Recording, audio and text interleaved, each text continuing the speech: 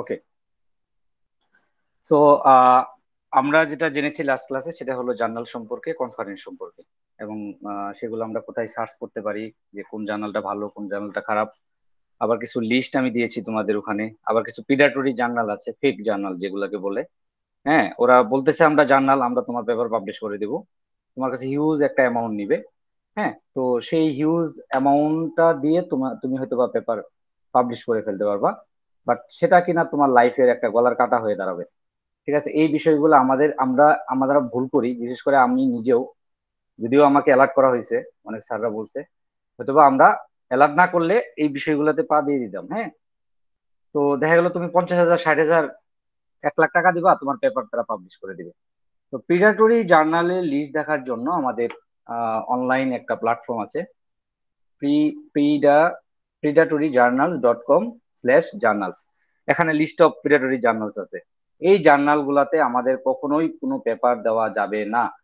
কেউ যদি পেপার তোমার নাম দিতে চায়, যে হ্যাঁ একটা তো পেপার পাবলিশ করে ফেলেছি, তুই কি থাকবি নাকি, অবশ্যই সেই জার্নালটা এখানে লিস্টটা দেখে নিবা, যে এখানে আছে কিনা। যদি এখানে থাকে ওই জার্নালে কখনোই নিজের নাম ইনক্লুড করবা না।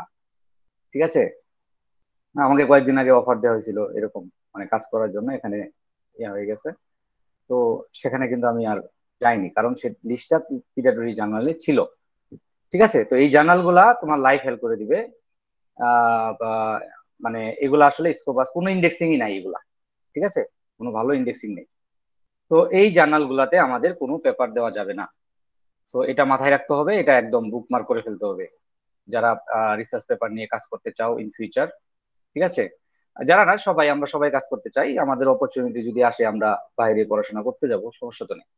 ঠিক আছে, হায়ার ডিগ্রি সবারই লাগবে, যে জবই করো না কেন তোমার হায়ার ডিগ্রিটা থাকলে ভালো। তুমি গভর্নমেন্ট জব করো, হায়ার ডিগ্রি থাকলে তোমার তাড়াতাড়ি প্রমোশন হয়ে যাবে। ঠিক আছে, তোমার প্রমোশনে কোনো বাধা আসবে না আর কি। 3 বছরের প্রমোশন ধরো, 3 বছরে তুমি পেয়ে যাবে।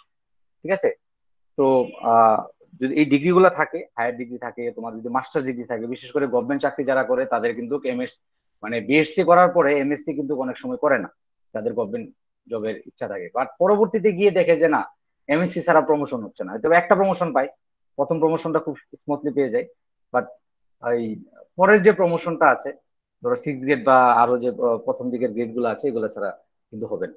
ঠিক আছে, তোমার হায়ার ডিগ্রি লাগবে। যেমন আমি যেমন এখন সিনিয়র লেকচারে আটকায় আছি। ঠিক আছে, অ্যাসিস্ট্যান্ট প্রফেসর আমি হইতে পারতেছি না কেন? টাইম কিন্তু হয়ে গেছে, বাট আমি হইতে পারতেছি না because I have no PhD degree. আমি এখনো কোনো পিএইচডি ডিগ্রিতে এনরোল হতে পারিনি। ঠিক আছে, রিসার্চ পেপার আছে, অ্যাসিস্ট্যান্ট প্রফেসর হওয়ার মতো রিসার্চ পেপার হয়ে গেছে, বাট আমি কিন্তু হইতে পারতেছি না একটা কারণে, আমি পিএইচডি তে এনরোল না। অ্যাসিস্ট্যান্ট প্রফেসরের পূর্ব শর্ত হলো পিএইচডি তে এনরোল থাকতে হবে, অথবা হায়ার ডিগ্রি থাকতে হবে। যে কোনো এরকম সব জবের ক্ষেত্রে কিন্তু এই ধরনের কিছু ক্রাইটেরিয়া থাকে। তুমি বিএসসি করে ঢুকে যাবা, তার মানে এই না তুমি ভালো একটা জব পেয়ে গেছো, তার মানে এই না তুমি সফল হয়ে গেলা। না, তোমাকে অবশ্যই পরবর্তীতে গিয়ে এমএসসি করা লাগবে, আদারওয়াইজ তুমি একটা জায়গায় গিয়ে আটকায় যাবা, তোমাকে আর উপরে র্যাঙ্ক দিবে না। ঠিক আছে, তো অ্যাটলিস্ট গভর্নমেন্ট জবের যদি প্ল্যান থাকে এমএসসি করে ফেলা ভালো, ইনস্ট্যান্ট করে ফেলা ভালো। গভর্নমেন্ট জবের জন্য পড়াশোনা করলে আবার এদিকে এমএসসির জন্য একটু প্রিপারেশন, এটা একটা বিষয়। যেমন আমরা কম্পিউটার সায়েন্সে পড়ে আমরা এমএসসি করার হয়তো বা প্ল্যান করি না। ঠিক আছে, বাট প্ল্যান করা উচিত, কারণ পরবর্তীতে তোমাকে গিয়ে দেখবা যে তুমি একটা সময় গিয়ে প্রফেশনাল মাস্টার্স করতেছো, তুমি অনেক ইয়া হয়ে গেছো, মানে বয়স হয়ে গেছে, বাট তোমাকে কোর্স করা লাগতেছে, কি কারণে? তোমার প্রমোশন পেয়েছে। ওয়ান সেকেন্ড, বুঝছো? সো আমাদের সবারই হায়ার ডিগ্রির প্ল্যান থাকা লাগবে, সেটা বাংলাদেশে হোক বিদেশে হোক, অ্যাটলিস্ট এমএসসি পর্যন্ত। এরপরে যাদের আরো পড়াশোনা করার ইচ্ছা থাকবে, তাদের দেখা গেলো যে যদি পিএইচডি করতে চাও, তাহলে অবশ্যই তোমার কিছু জার্নাল পেপার, কিছু কনফারেন্স পেপার থাকা উচিত। ঠিক আছে, তো আমি বলবো না যে তুমি সবসময় এগুলা নিয়েই থাকো, কারণ এখন সময়টা হলো তোমাকে বিল করার। ঠিক আছে, এখন এখন তুমি প্রবলেম সলভিং করো। এখন তুমি হলো মিনিমাম তোমার 500 বা 1000 প্রবলেম সলভিং তোমার থাকা উচিত এজ এ স্টুডেন্ট। তুমি এখন কোন সেমিস্টারে আছো? 7 বা 8 সেমিস্টারে আছো। 8 সেমিস্টারে আছো, তো দেড় সাথে তোমার কিন্তু 100 প্রবলেম থাকা উচিত। হ্যাঁ, তারপর আমি রিসার্চের দিকে তোমাদের বলতেছি, একটু ইন্টারেস্ট নিয়ে আসার চেষ্টা করতেছি, যেন তোমরা রিসার্চের দিকেও একটু মনোযোগী হও। এখন সময়টা হলো তোমাদের একটু এদিকে মনোযোগ দেওয়ার। আসলে প্রবলেম সলভিং এর সময়টা কিন্তু অলরেডি চলে গেছে, তারপরে যদি না থাকে এখনো সময় আছে, তুমি নিজেকে প্রবলেম সলভিং এ এনরিচ করতে পারো। You have time, enough time. Okay, so আমরা আজকের যে বিষয়টা আলোচনা করব সেটা হলো যে এই যে আমরা পিটাটরি জার্নাল অবশ্যই দেখবো কোনো একটা জার্নাল পাবলিকেশনের আগে। ওকে, এই লিস্টে যদি থাকে আমরা কখনোই এসব জার্নালে যাব না, কখনোই যাব না। ওকে, শেষ। তাহলে এটার আলোচনা শেষ যে আমরা কিভাবে পিটাটরি জার্নালের লিস্ট পেতে পারি, সেই ওয়েবসাইটটা আমরা জেনে গেলাম। ভালো ওই জার্নাল যেগুলা সেগুলার আমি একটা ওয়েবসাইট দিয়েছি তোমাদের, তাই না? লাস্ট ক্লাসে আমি দিয়েছি, রেকর্ডিংটা দেখলে তুমি ওয়েবসাইটটা দেখতে পারবা।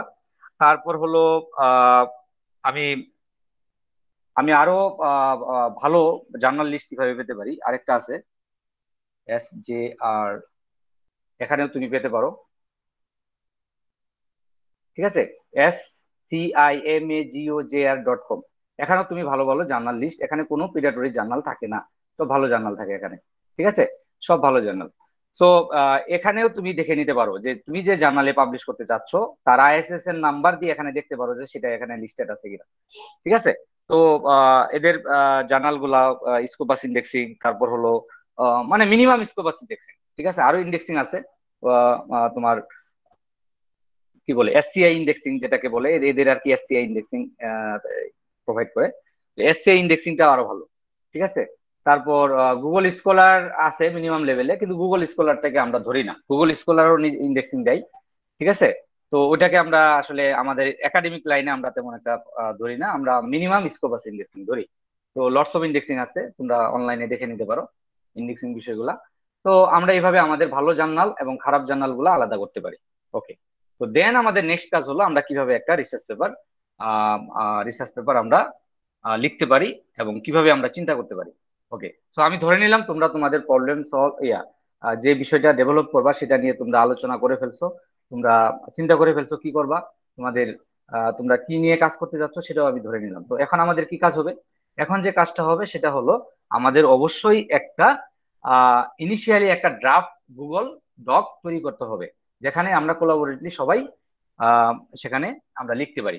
ঠিক আছে, ইনিশিয়ালি ইনিশিয়ালি আমরা একদম সাইন্টিফিক পেপার রাইটিং এ চলে যাব না। So can you hear me? जी सर। Yes, sir. জি ওকে। স্যার। ওকে। সো তাহলে আমাদের প্রথমে কি করতে হবে? প্রথমেই যে কাজটা করতে হবে, আমি তোমাদের গুগল ডকে তোমাদের সামারি লিখতে বলছি, রাইট? সামারি তো আমরা লিখবোই, ওটা একটা ডক ফাইল হবে, ওটা কিন্তু আলাদা ক্লাসে আলোচনা করছি, তো ওটা আমি আসতেছি না। যা বলবো প্রত্যেকটা জিনিস ইম্পর্টেন্ট, ঠিক আছে, খেয়াল রাখতে হবে। তো সামারির বিষয়টা কিন্তু আমি একটা আমাদের প্রিভিয়াস ক্লাসে আলোচনা করেছি, আমাদের আমি ক্যাম্পাসে গিয়ে কোনো একটা ক্লাসে আমি আলোচনা করেছিলাম, মানে আমি যখন ক্যাম্পাসে যাই তখন। ঠিক আছে, অনেক অনেক সময় আগে। তো সামারিটা হলো আমরা লিখবো লিটারেচার রিভিউ হিসেবে, ওয়ান কাইন্ড অফ, যে এক্সিস্টিং রিসার্চ গুলা কি বলছে। ঠিক আছে, বাট আমি এখন যেটা বলবো সেটা হলো আমি একদম রাইটিং এ চলে যাচ্ছি, মানে আমার সব পড়া শেষ, আমার সামারি করা শেষ, আমার গুছানো শেষ, আমি কি করব না করব, আমার ইমপ্লিমেন্টেশনও শেষ, ধরে নিলাম নেক্সট। ঠিক আছে।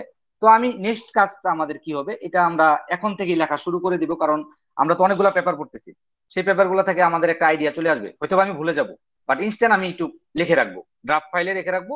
যদি এটা বাদ যায় বাদ যাবে, বাট আপাতত আমি লিখে রাখবো। ঠিক আছে।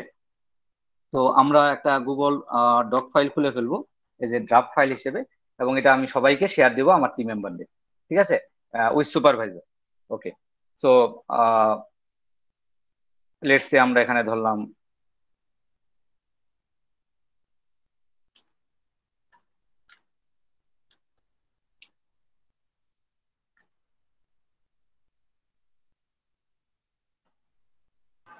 স্যার, হ্যাঁ।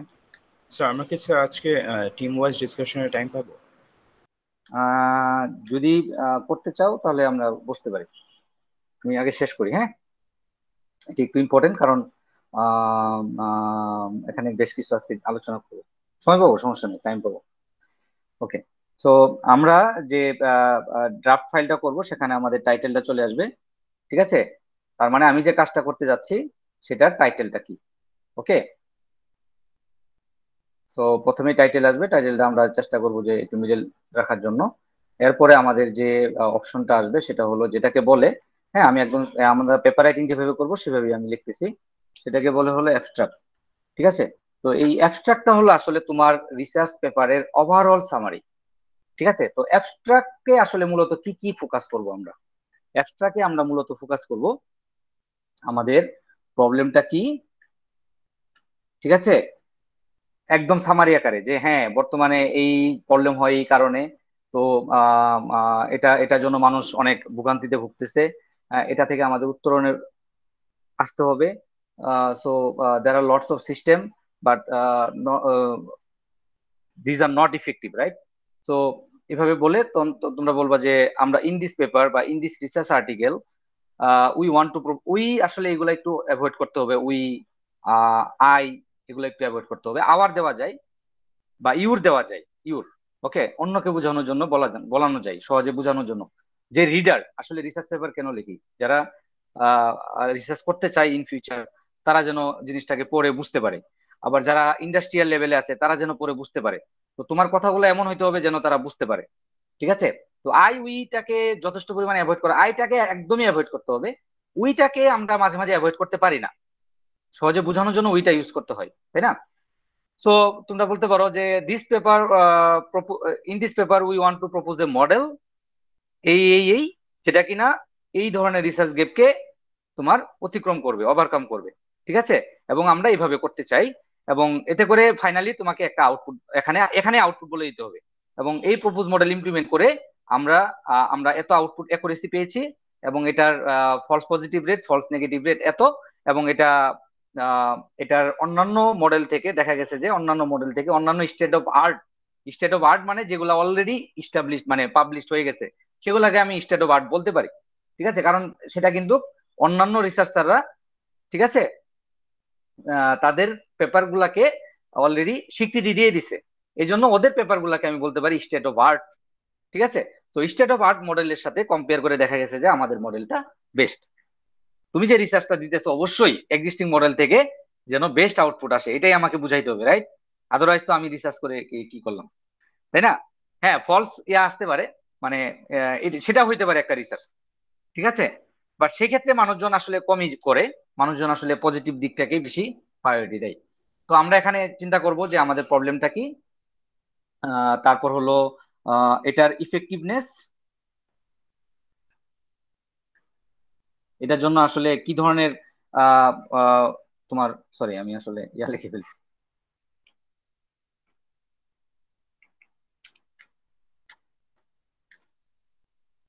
প্রবলেম, ঠিক আছে, বা এফেক্ট অফ দ্য প্রবলেম এটা বলতে পারো।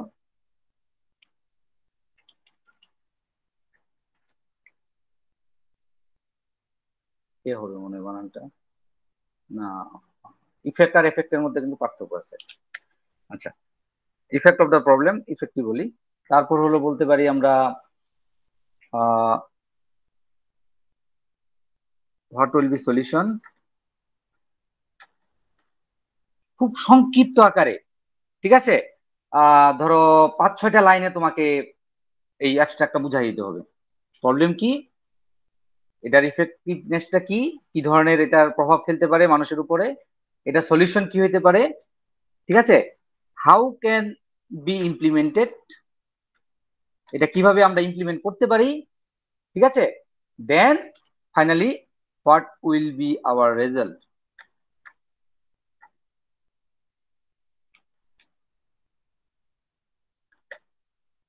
What will be our propose, what will be our propose solution বলতে পারো। How can we implement it, what will be our propose solution, and include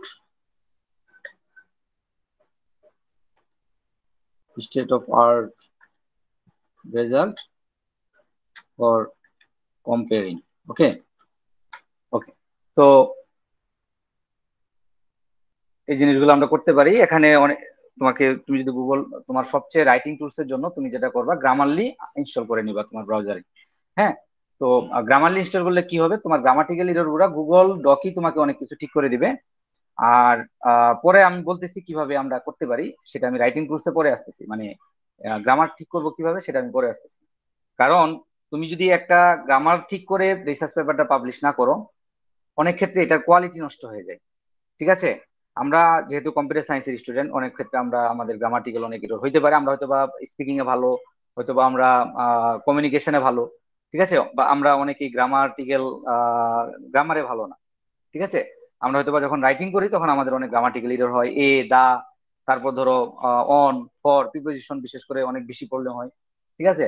তারপর হলো তোমার যখন কমপ্লেক্স সেন্টেন্স লিখতে চাই তখন আবার একটু ঝামেলা হয়, কমপ্লেক্স সেন্টেন্সে আমরা কখনো যাব না। এখানে নর্মালি প্যাসিভ ভয়েসে অনেক কিছু আমরা ইয়া করার চেষ্টা করব। ঠিক আছে, প্যাসিভ ভয়েসে করলে একটু বেশি ভালো হবে। আর তারপর হলো তোমার এই যে গ্রামাটিক্যাল রুলস গুলো একটু ফলো রাখতে হবে। ঠিক আছে। আর গ্রামার ঠিক করবো কোথায়?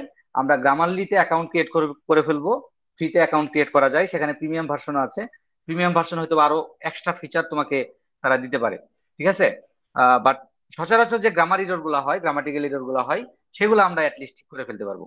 তো তুমি যে লাইনই লেখো না কেন, এখন না, প্রথমে আগে লেখা শেষ করবা ড্রাফট।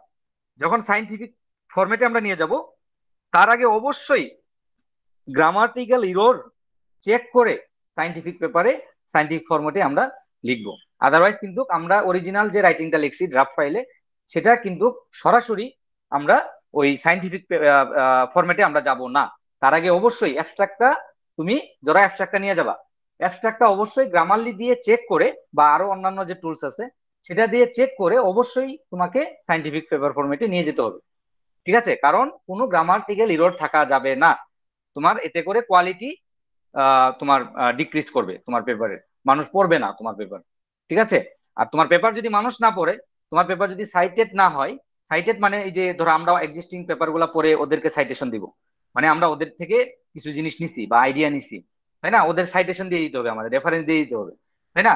তো যত একটা পেপারে যত রেফারেন্স বাড়বে, সাইটেশন বাড়বে, তোমার ওই পেপারের ভ্যালুটা তত বেড়ে যাবে, মানুষের কাছে গ্রহণযোগ্যতা আসবে।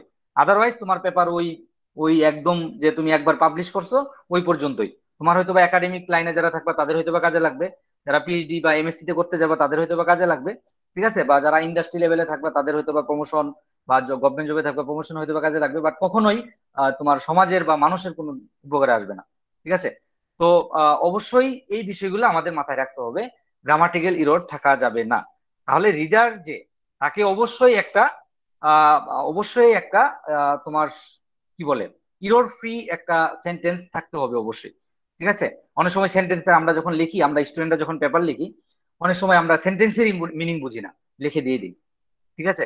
বাট একটা সেন্টেন্স লেখার আগে অবশ্যই সেটার বাংলা মিনিং করবা, বাংলা করে ওটার ইংলিশ করবা, যে এই বাংলাটা বুঝতে পারতেছে কিনা। ইংলিশ করে দরকার পড়ে গুগল ট্রান্সলেটরের হেল্প নিবা, নিয়ে লিখে তারপর তুমি ড্রাফটে আসবা। তারপরে দেখবে গ্রামাটিক্যাল এরর আছে, সেটাকে নিয়ে তুমি গ্রামারলিতে যাবা, গ্রামারলিতে চেক করবা। আরো অন্যান্য যে যদি টুলস থাকে তোমার জানা মতে, আমি নর্মালি গ্রামারলি ফলো করি, it's very effective tools for writing research paper or checking তোমার গ্রামাটিক্যাল এরর। ঠিক আছে। তো তুমি যখন চেক করবা দেখবা যে অনেক গ্রামার, অনেক ওই যে আমাদের ভুল হয় কোন জায়গায়, আমি দেখছি ম্যাক্সিমাম ক্ষেত্রে ভুল হয় আমাদের প্রিপোজিশন। অফের জায়গায় টু দিয়ে দিছি, এটের জায়গায় ধরো অন দিয়ে দিছি, বা এই টাইপের কিছু একটা ইরর হয়। হ্যাঁ, যেখানে ধরো উইথ হবে না, ধরো আই কন্টাক্ট ইউ কিন্তু বলা যায়, আই কন্টাক্ট উইথ ইউ কিন্তু আমরা নর্মালি বলি I contact with you, but with কিন্তু এখানে এখানে ভুল, আই কন্টাক্ট ইউ, এটা এটা হইতে পারে কারেক্ট। ঠিক আছে। তো এই ধরনের কিছু আমাদের প্রিপোজিশনের কিছু প্রবলেম হয়, আর্টিকেলের প্রবলেম হয়, এই জিনিসগুলো তোমার এরর হয়। আর নর্মালি সাবজেক্ট, ভার্ব, অবজেক্ট এটা নর্মালি ঠিক থাকে, বুঝছো? যেহেতু আমরা এত দূর পর্যন্ত চলে আসছি, তাই না? আমাদের এই লেভেলটা ঠিক থাকে। আমি দেখছি ম্যাক্সিমাম ক্ষেত্রে এসব ঠিক থাকে, ওই যে ওই ভুলগুলো হয়, ওই ভুলগুলো আমাদের গ্রামারলি দিয়ে ঠিক করে নিতে হবে। ওকে। তো আমরা ওটাও আলোচনা করে ফেললাম।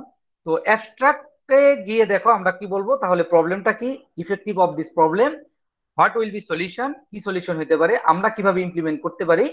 আহ সরি, এটা এখানে হবে না, আমরা আগে প্রপোজ সলিউশন দিব, এরপর না আমরা ইমপ্লিমেন্টেশনে যাব। ঠিক আছে। Then how can be implemented, মানে কি ধরনের মডেল ইউজ করব এবং সেটা কিভাবে আমরা ইমপ্লিমেন্ট করতে পারি একটু বলে দিব এক দুই লাইনে। দেন আমরা আমাদের রেজাল্টটা আলোচনা করব। ঠিক আছে। What will be our propose solution, what will be solution, what will be our, একটু ভুল আছে এখানে, what will be the solution. Okay. Then what will be our propose solution, এটা একটু পরে যাবে, ইমপ্লিমেন্টেশনের পরেই না আমরা সলিউশনটা বলবো, তাই না? দেন আমরা কম্পেয়ার করবো স্টেট অফ আর্ট রেজাল্টের সাথে, এটা কম্পারিজন রাখবো, এখানে সামারি আকারে 6-7 লাইনে আমরা এটা দিয়ে দিব। ওকে। যদি কোনো কারেকশন থাকে আমি পরবর্তীতে কারেক্ট করে দিব ফাইলটা। দেন আমরা যেটা ফোকাস করব সেটা হলো আমাদের ইন্ট্রোডাকশন। ইন্ট্রোডাকশনে এই সামারিটাকেই ব্রড আকারে লিখবো, বুঝছো? এই 5 লাইন বা 6 লাইনটাকে আমি মোটামুটি ধরো একটা ভালো, মোটামুটি তুমি যদি নর্মাল 2 কলাম চিন্তা করো একটা রিসার্চ পেপারের, একটা পেজের 2 কলাম আমি ইন্ট্রোডাকশন দিয়ে ভরাই দিব, ইন্ট্রোডাকশন দিয়ে। তার মানে হলো এই অ্যাপসটাকে যা লিখলাম সেগুলাই ডেসক্রিপটিভ আকারে এখানে লিখবো। ঠিক আছে, তার মানে হলো আমার প্রবলেমটা কি, হোয়াট, হোয়াই এটা করব, কেন করব, হাউ আমরা এটা করতে পারি। ঠিক আছে, তাহলে what, why, how.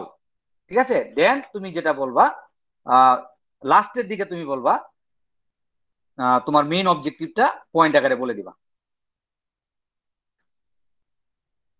Main objective as a point. হ্যাঁ, মুখে তো বলবাই হাউ কিভাবে করতে পারো। দেন ফাইনালি তুমি আরো বোঝানোর জন্য, হ্যাঁ, এই হালা চলে যাচ্ছে।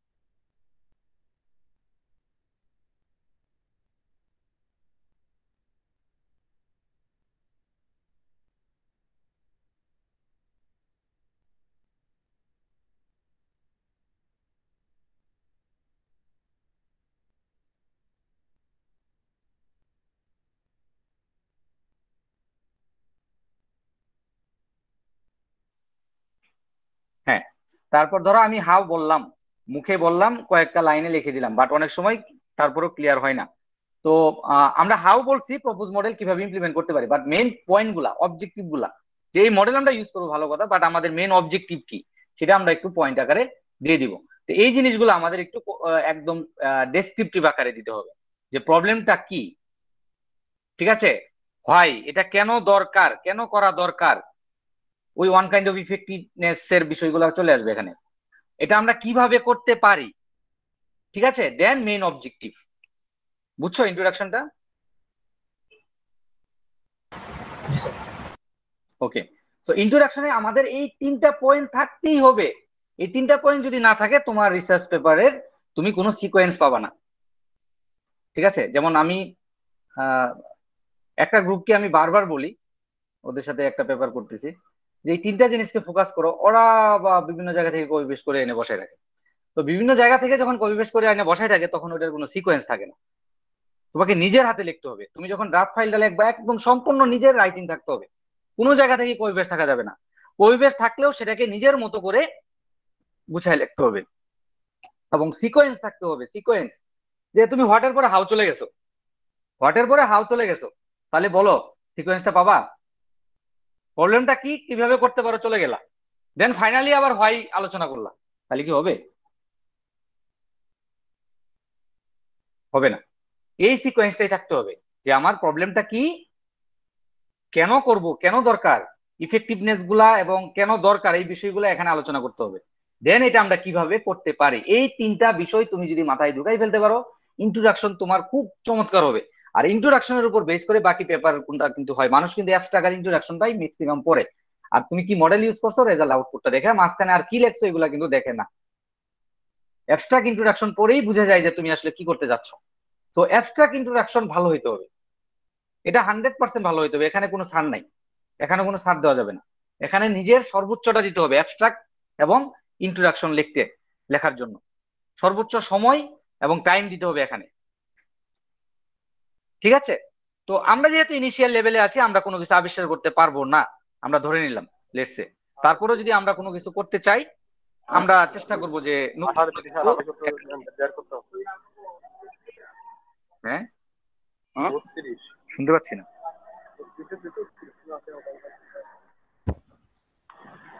হ্যালো, কিছু বলতে চাচ্ছ কেউ? স্যার মাহফুজের মেবি ভুলে মাইক অন হয়ে গেছিল। ও আচ্ছা আচ্ছা, একটু অন অফ করতে বল। অফ যে বিয়া অফ করো, হ্যাঁ, ভিডিও এবং অডিও অফ করো। সো এইটাতে আমাদের সর্বোচ্চ সময় ব্যয় করতে হবে, অ্যাবস্ট্রাক্ট এবং ইন্ট্রোডাকশন। তবে অ্যাবস্ট্রাক্টটা আমরা লাস্টের দিকে লিখি, লাস্টের দিকে লিখি কেন, আমরা মনে মনে হয়তো বা থিঙ্কিং করে রাখি, কারণ আমাদের ভিতরে অনেক কিছু চেঞ্জ হইতে পারে। এমন না যে আমি একটা অ্যাবস্ট্রাক্ট লিখে ফেললাম ওর উপর বেস করে আমার ভিতরের কাজ হবে, এমন হতে পারে ভিতরে আমার অনেক কিছু চেঞ্জ হইতে পারে, রাইট? বাট আমরা একটা মিনিমাম লেভেলের অ্যাবস্ট্রাক্ট মাথায় রেখে সামনের দিকে আগাবো, সামারিটা জাস্ট লিখে রাখবো। বাট আমি বলতেছি না যে প্রথমেই সামারি লিখে ফেলা মানেই ফিক্সড হয়ে গেল, না। কারণ কি, কারণ হলো ভিতরে অনেক কিছুই আমার পরবর্তীতে চেঞ্জ হইতে পারে। চেঞ্জ হইলে তোমাকে ওই অনুযায়ী তোমাকে অ্যাবস্ট্রাক্টটা লিখতে হবে। তো এই জন্য স্যাররা নর্মালি আমাকে যেটা বলে, আমি যখন স্যারদের সাথে কাজ করি, স্যার বলে যে আমি অ্যাবস্ট্রাক্ট লিখে দিব। ঠিক আছে, মানে আমি অ্যাবস্ট্রাক্ট পরবর্তীতে ঠিক করে দিব, বা আমি অ্যাবস্ট্রাক্টটা তোমাকে রেডি করে দিব, তুমি বাকিগুলা শেষ করো। ঠিক আছে, তো আমাকে একটা আইডিয়া দিয়ে দেয়, সামারি দিয়ে দেয়, হ্যাঁ তুমি এইভাবে এইভাবে এই জিনিসগুলো এইভাবে করো। তখন আমি আমার মতো করে ইন্ট্রোডাকশন, বাকি যে কাজগুলো আছে এগুলো করি, করে ওটা স্যার একবার রিডিং দিয়ে একটা সামারি লিখে দেয়। স্যার তো জানে যে কনসেপ্টটা কি। ঠিক আছে, বা যাদের সাথে আমরা কাজ করি তারা তো জানে কিভাবে আমরা কনসেপ্টটা ইমপ্লিমেন্ট করতেছি। তখন ফাইনালি সামারিটা অ্যাবস্ট্রাক্টটা লিখে ফেলে। বাট তোমাদের জন্য আমি ইনিশিয়ালি একটু সাজেশন দেবো কি, ইনিশিয়ালি একটা তোমার মতো করে একটা অ্যাবস্ট্রাক্ট লিখে ফেলবা। ঠিক আছে, এটা ফিক্স না, পরবর্তীতে তুমি যখন এক্সপার্ট হয়ে যাবা কখনোই অ্যাবস্ট্রাক্টটা প্রথমেই লিখবা না, পরে লিখবা। ঠিক আছে, এটাই ফিক্স না, পরবর্তীতে আমাদের অ্যাবস্ট্রাক্ট আমাদের লেখা লাগতে পারে। ঠিক আছে, তো আমরা সর্বোচ্চ সময় দিব ইন্ট্রোডাকশনে। ইন্ট্রোডাকশনটা যখন আমাদের হয়ে যাবে, একদম আমরা বুঝে গেলাম, তখন আমরা হলো আমরা তো আগেই লিটারেচার রিভিউ পড়তেছি, রাইট? লিটারেচার রিভিউ যেহেতু পড়তেছি, তো ওই অনুযায়ী আমরা আমরা যে এক্সিস্টিং পেপার গুলা পড়তেছি সেটাকে লিটারেচার রিভিউ বলা হয়। ঠিক আছে, তো পেপারে এভাবেই থাকে লিটারেচার রিভিউ। তো এই লিটারেচার রিভিউ মানে হলো এক্সিস্টিং ওয়ার্ক গুলা, ডিসক্রাইব এক্সিস্টিং ওয়ার্কস। ঠিক আছে, এন্ড ইনক্লুড দেয়ার গ্যাপস, তাদের লিমিটেশন, তাদের গ্যাপস গুলা কি। ঠিক আছে, তাদের গ্যাপস গুলাই কিন্তু কাজ করার আমাদের উদ্দেশ্য। আমরা যে রিসার্চ পেপার গুলা পড়বো, সেই পেপার গুলার যে গ্যাপ গুলা আছে সেগুলা যেন আমরা ফুলফিল করতে পারি, এই জন্য তাদের পেপার স্যার গুলা। একটা কোশ্চেন ছিল স্যার। হ্যাঁ কি আছে? স্যার লিটারেচার রিভিউ যেগুলো আমরা দেখবো, যে এক্সিস্টিং পেপারগুলো, ওগুলো কি আমরা রেফারেন্স আকারে দিয়ে দিব লাস্টের দিকে? অবশ্যই অবশ্যই, লাস্টের দিকে না, হ্যাঁ লাস্টের দিকে তো রেফারেন্স দিবই। এখানে আবার সাইটেশন দিয়ে দিতে হবে রিডিং এর পাশে, ধরো 1 2 এরকম। 1 2 মানে নিচে 1 আছে 2 আছে। ঠিক আছে, রেফারেন্স নিয়ে আমরা আলোচনা করবো। তো এখানে আমাদের অবশ্যই সাইটেশন দিতে হবে। এবং তুমি যে ইন্ট্রোডাকশন লিখবা, ইন্ট্রোডাকশনে দেখবা যে অনেকের কাছ থেকে ধার নিয়ে লেখাবার্তা লিখতেছো, এখানেও অবশ্যই সাইটেশন দিতে হবে। ভালো কথা বলেছো। ঠিক আছে, এখানেও অবশ্যই সাইটেশন দিতে হবে। ঠিক আছে, সাইটেশন গুলো আমরা চেষ্টা করব সিরিয়ালি দেওয়ার জন্য। যেমন আমার কিছু বেড এক্সপিরিয়েন্স আছে, আমি ধরো বলছি রিসার্চ পেপার করতে, ওরা যেটা করছে ধরো প্রথমে 31 দিছে, প্রথমে একদম ইন্ট্রোডাকশনে 32 দিছে। যে রিডার সে তো এটা দেখেই বলবে যে তোমার পেপারের কোনো কোয়ালিটি নেই। তোমার পেপারটা যে পাবলিশ হয়েছে এটা কোনো আলোচনা হয় নাই, এটার সুপারভাইজন নাই।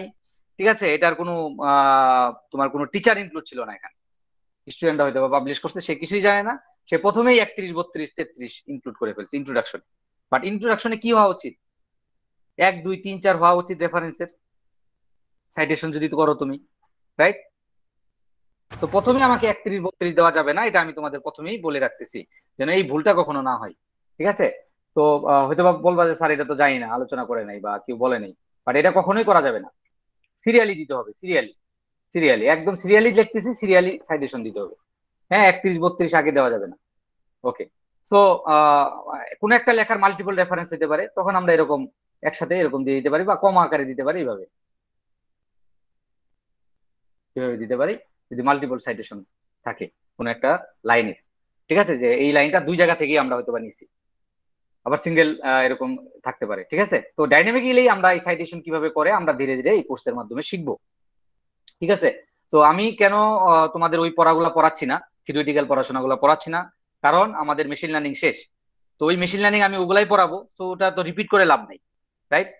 তো তোমরা যদি একদম নিউ সেকশন হইতা তাহলে হয়তো বা আমি আমার মতো করে আবার পড়াইতাম। তোমাদের যেহেতু অলরেডি আমি মেশিন লার্নিং করাই ফেলছি, তো দরকার নাই। আর ডাটা মাইনিং এর যতটুকু দেখাইছি ওটাই 6টা ক্লাসে দেখানো হয়েছে। 6টা ক্লাসকে আমি 2টা ক্লাসে একসাথে ইন্টিগ্রেট করে দেখাই দিচ্ছি। ঠিক আছে, তো তারপরেও যদি ডাটা মাইনিং নিয়ে মনে করো যে ওই কি বলে আমরা যে টুলসটা শিখাইছি ওয়েকা, ওয়েকা নিয়ে যদি কারোর আরো যদি জানার আগ্রহ থাকে, হয়তো বা আমি আরো একটা ক্লাস নিতে পারি। ঠিক আছে, অন রিকোয়েস্ট, যে স্যার আমরা এই বিষয়গুলো আরো জানতে চাই, তো সেটা আমরা করতে পারি। But in the mean time আমরা আমাদের পেপারটাকে বেশি ফোকাস করব এবং পেপার রাইটিংটাকে বেশি ফোকাস করব। ঠিক আছে, যেটা কিনা তুমি অনেক ইনফরমেশন অনেক জায়গায় পাবা না। ঠিক আছে, হ্যাঁ আবার অনেকেই তোমাকে বলবে এইভাবে করো এইভাবে করো। ঠিক আছে, তো চেষ্টা করব এগুলা বলার, যদি কোনো আমার কোনো ইয়া থাকে, আমার যদি বোঝানোর কোনো যদি কোনো ফলস কোনো কথাবার্তা বলি, তাহলে ওটা আমি আবার ইনস্ট্যান্ট পরবর্তী ক্লাসে কারেক্ট করে দেওয়ার চেষ্টা করবো, ঠিক আছে? ওকে, বাট তোমরা কোশ্চেন অ্যারাইজ করতে পারো যে স্যার এখানে এটা এটা কি হবে কিনা, তখন আমার হয়তো বা মাথা একটু ওটা মানে ক্যাচ করবে যে আসলে এটা তো এইভাবে হওয়া উচিত। ওকে, সো সাজেশন দিবা। ওকে, সো যেটা আমরা করতে পারি এখানে লিটারেচার রিভিউতে এক্সিস্টিং যে রিসার্চ পেপার গুলো আছে সেগুলার আমরা 3-4 লাইনে আমরা বর্ণনা দিতে পারি। 3-4 লাইন না, আসলে 2 লাইনে। একটা রিসার্চ পেপার কি বলছো ওটা 2 লাইনে বলবো, ঠিক আছে? যে এই রিসার্চ পেপারটা এই নিয়ে কাজ করছে, তারা এই বলছে, তাদের রেজাল্ট এই, তাদের লিমিটেশন এই, 1-2 লাইনে যতটুকু বলা যায়, ঠিক আছে? এভাবে আমরা মিনিমাম মিনিমাম এখানে 20টা পেপারে সাইটেশন দিব, 20টা পেপারের লিটারেচার রিভিউ পড়তে হবে। আদারওয়াইজ একটা রিসার্চ পেপার তোমাকে বলবে যে তুমি কিভাবে একটা রিসার্চ পেপার লিখলা, তোমার মাত্র 10টা সাইটেশন কি বলে রেফারেন্স আছে, 10টা রেফারেন্স পরে আসলে একটা রিসার্চ পেপার লেখা ডিফিকাল্ট। হ্যাঁ, হয়তোবা তোমার নিউ আবিষ্কার, তারপরেও তোমাকে রেফারেন্স দিতে হবে, মিনিমাম 20টা রেফারেন্স দিতে হবে, ঠিক আছে? 30টা 40টা 30টা হলে ভালো। 30টা হলে একটা পেপারের কোয়ালিটি বোঝা যায় যে না, সে অনেক পেপার পড়ছে, তারপর সেই রিসার্চ পেপারটা লিখছে, ঠিক আছে?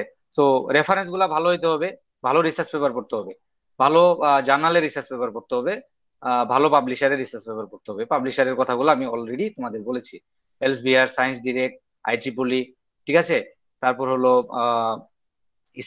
স্পিনগার, এরা পাবলিশার, এদের পেপার গুলা বেশি বেশি পড়বা, ঠিক আছে?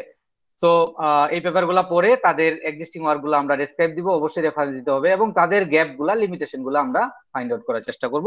সেই গ্যাপের উপর বেস করে আমরা বলবো যে আমরা আমাদের রিসার্চ পেপারে উপরোক্ত অ্যাফরমেনশন যে প্রবলেম গুলো আছে সেই প্রবলেম গুলো আমরা সলভ করব, ঠিক আছে? আমাদের প্রপোজ মডেলের মাধ্যমে। আমরা তো সব প্রবলেম সলভ করতে পারবো না, রাইট? পারবো? অনেক রিসার্চ গ্যাপ, ধরো 30টা পেপার বলবো, 30টা রিসার্চ গ্যাপ থাকতে পারে, 30টা লিমিটেশন থাকতে পারে, বাট 30টা লিমিটেশন কিন্তু আমরা সলভ করতে পারবো না। হয়তোবা আমরা যে প্রবলেম গুলা এখানে উল্লেখ করেছি, ইনক্লুড করেছি, সেইগুলোর মধ্য থেকে 2-3টা কে ফোকাস করে আমরা সামনে আগাবো।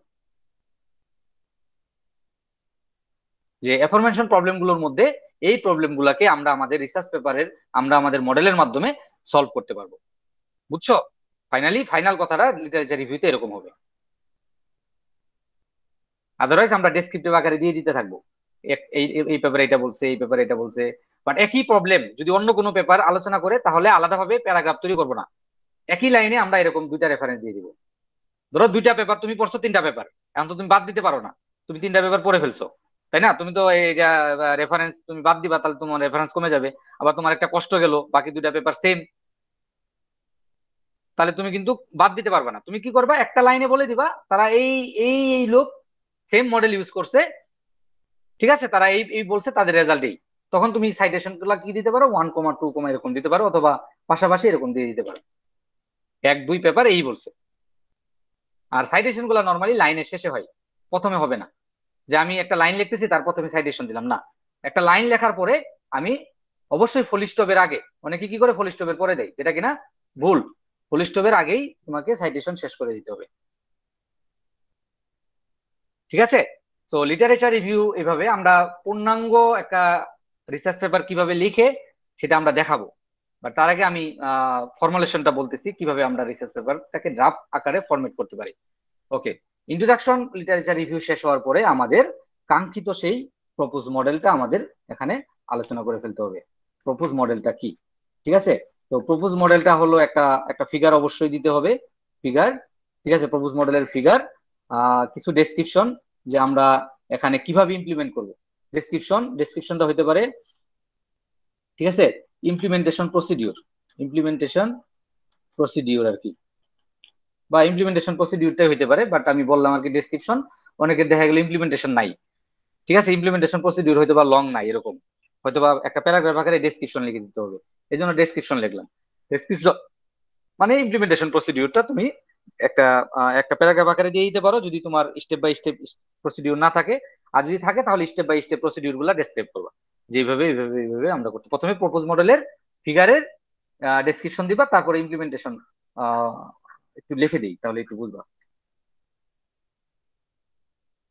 ডেসক্রিপশন মানে হলো তুমি আসলে ফিগারের আগে যেটা বলবা, যে প্রপোজ মডেলের ডেসক্রিপশন, যে তুমি এখানে কি করতে চাচ্ছ সেটা একটু মুখে বলে দিলা,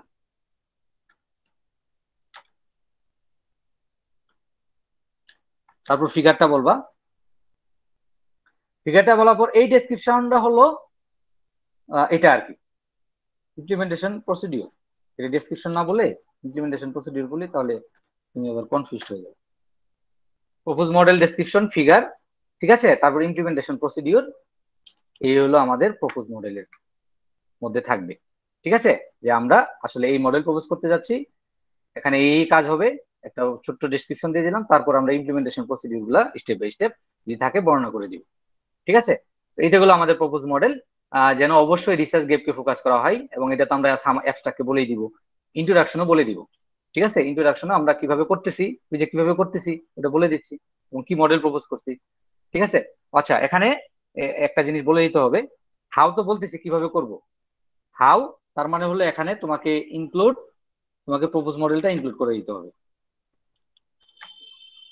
হাউ বলার সময় তুমি ইনক্লুড প্রপোজ মডেলটা আমরা এইভাবে করতে পারি, এইভাবে বলে দিবা হাউ, তাই না? তো এটা হয়ে গেল, প্রপোজ মডেল হয়ে গেল। তারপর হলো আমাদের কাঙ্ক্ষিত সেই রেজাল্ট ডিসকাশন। ঠিক আছে, রেজাল্ট ডিসকাশনে আমরা চেষ্টা করব আমাদের যে রেজাল্ট গুলো আসে সেইগুলাকে প্রথমে ফোকাস করার জন্য। ঠিক আছে, যে আমরা যে আউটপুট গুলা পাইছি সেই আউটপুট গুলো আমরা যদি এমএল বা মেশিন লার্নিং নিয়ে করি, আমরা যেহেতু ডাটা মাইনিং করতেছি, তাহলে আমাদের যে রেজাল্ট ডিসকাশনে যেটা আসবে সেটা হলো প্রথমেই যেটা আসবে আমাদের কনফিউশন ম্যাট্রিক্সটা আসবে। ঠিক আছে, কনফিউশন ম্যাট্রিক্সটা কি? ঠিক আছে, কনফিউশন ম্যাট্রিক্স এর উপর বেস করে পারফরমেন্স অ্যানালাইসিস। ঠিক আছে, আমাদের আমাদের পারফরমেন্স অ্যানালাইসিস। ঠিক আছে, তারপর হলো কম্পারেটিভ অ্যানালাইসিস। কম্পারেটিভ মানে হলো অন্যান্য রিসার্চ, এখন যেটা আসলে স্যাররা যেটা আমাদের বলে, সাজেস্ট করে যে অন্য পেপারের যে অ্যাকুরেসি আসছে ওটা দিবা না, মানে বাট ইনিশিয়ালি তোমাদের আমি বলবো ওটাই দাও, কম্পারেটিভ অ্যানালাইসিস, কিন্তু ইন ফিউচার এটা দিবা না। স্যাররা আমাদের যেটা সাজেস্ট করে, তুমি যে কম্পারেটিভ অ্যানালাইসিসটা করছো, যখন আমি ধরো কোনো কনফারেন্সে পেপার প্রেজেন্ট করি, তখন আমাকে যেটা কোশ্চেন করে যে তুমি যে কম্পারেটিভ অ্যানালাইসিসটা করছো সেটা কি এক্সিস্টিং পেপারের অ্যাকুরেসিটাই দিয়ে দিছো, না তুমি তোমার মডেল দিয়ে তাদের ডাটা সেট ইমপ্লিমেন্ট করছো? তা আমি তো বলি যে স্যার ওদের মডেলের যে এক্সিস্টিং অ্যাকুরেসি আছে ওটাই আমি এখানে উল্লেখ করে দিছি, দেন আমার মডেলের সাথে অ্যাকুরেসিটা একটা কম্পারেটিভ অ্যানালাইসিস দেখাইছি। বলছে না, এটা করা যাবে না, তুমি যেটা করবা ওদের ডাটা সেট নিয়ে তুমি তোমার মডেল নিয়ে অ্যাকুরেসিটা বের করবা, ওটার কম্পারেটিভ অ্যানালাইসিসটা দেখাবা, সেটা জি বেশ। স্যার। বুঝছো আমার কথা? আরেকবার যদি বলতেন।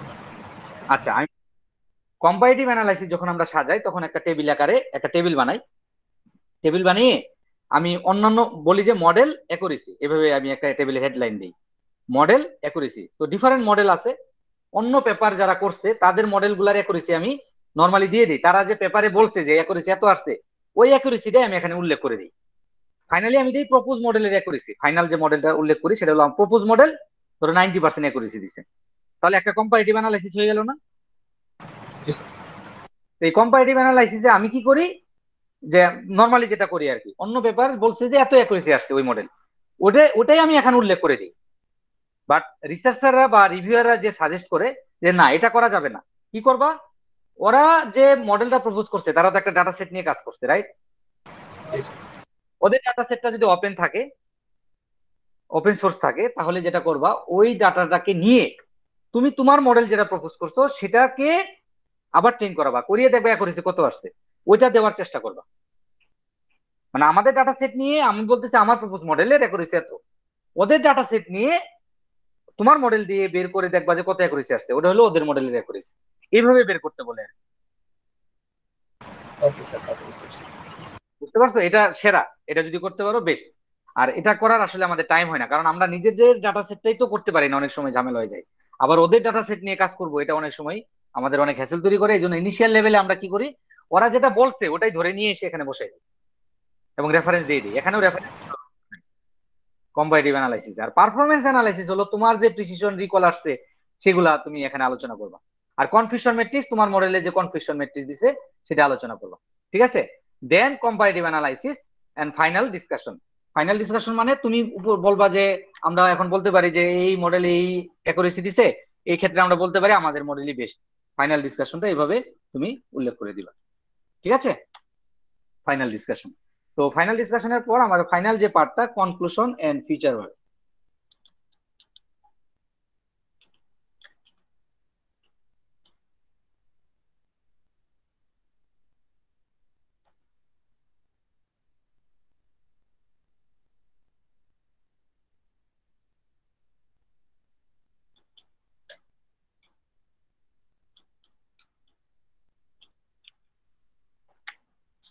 তো এই ক্রাইটেরিয়া গুলো আমাদের মনে রাখতে হবে। এই ক্রাইটেরিয়া গুলো মনে না রাখলে আমরা আমাদের ভালো কোয়ালিটি সম্পূর্ণ পেপার লিখতে পারবো না। তোমার মনে চাইলো তুমি তা লিখে দিলা, যেমন আমরা লাস্ট সেমিস্টারে যেটা করেছি, আমাদের মনে যা আসছে আমরা তাই লিখছি, ঠিক আছে, আমরা কিন্তু কোনো ক্রাইটেরিয়া ফলো করি নাই। বাট ওটা আমি অপরচুনিটি দিছি তোমাকে, তুমি যেন তোমার মতো করে লিখতে পারো। তারপরে আমি কিছু জিনিস দেখাই দিছি, ওভারলিপে কিভাবে লিখতে পারো, কিভাবে ফলো করবা, কি কি পয়েন্ট গুলো রাখবা, ঠিক আছে, একটু চেষ্টা করছি বুঝানোর।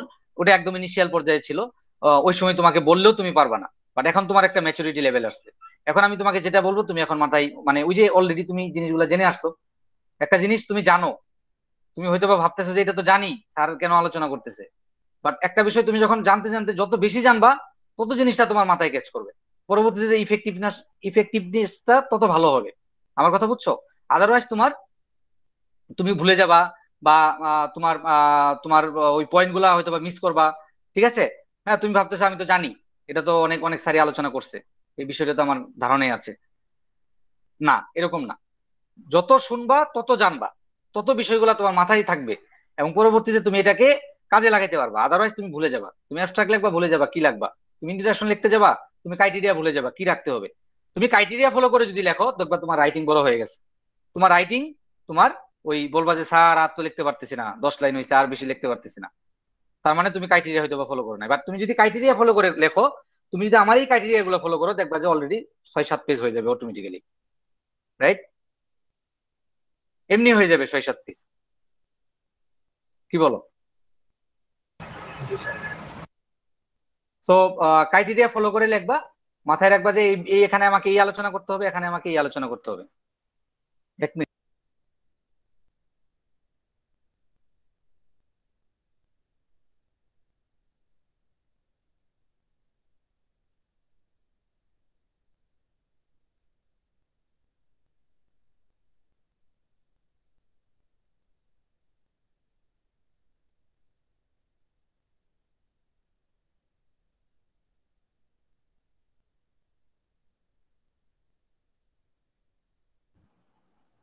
ওকে, তো এখানে আমাদের আমরা ওভারঅল যে ডিসকাশন গুলো করছি, আমরা জানি কনক্লুশনে আমরা কি করি, উপসংহার মানে পরিশেষে আমরা বলতে চাই, কি বলতে চাই, যে আমাদের মডেলই বেস্ট, আমরা এইভাবে করছি, এবং আমাদের মডেলটা দেখা গেছে অন্যান্য মডেল থেকে বেস্ট আউটপুট দিছে।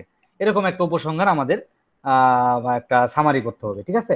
তো একটা সামারি, ছোট্ট সামারি, যেটা অ্যাপসটাকে সবকিছু অনেক কিছু একটু সামারিটা বড় করে লিখছি, এখানে সামারিটা একটু অল্প করে লিখবো, ঠিক আছে।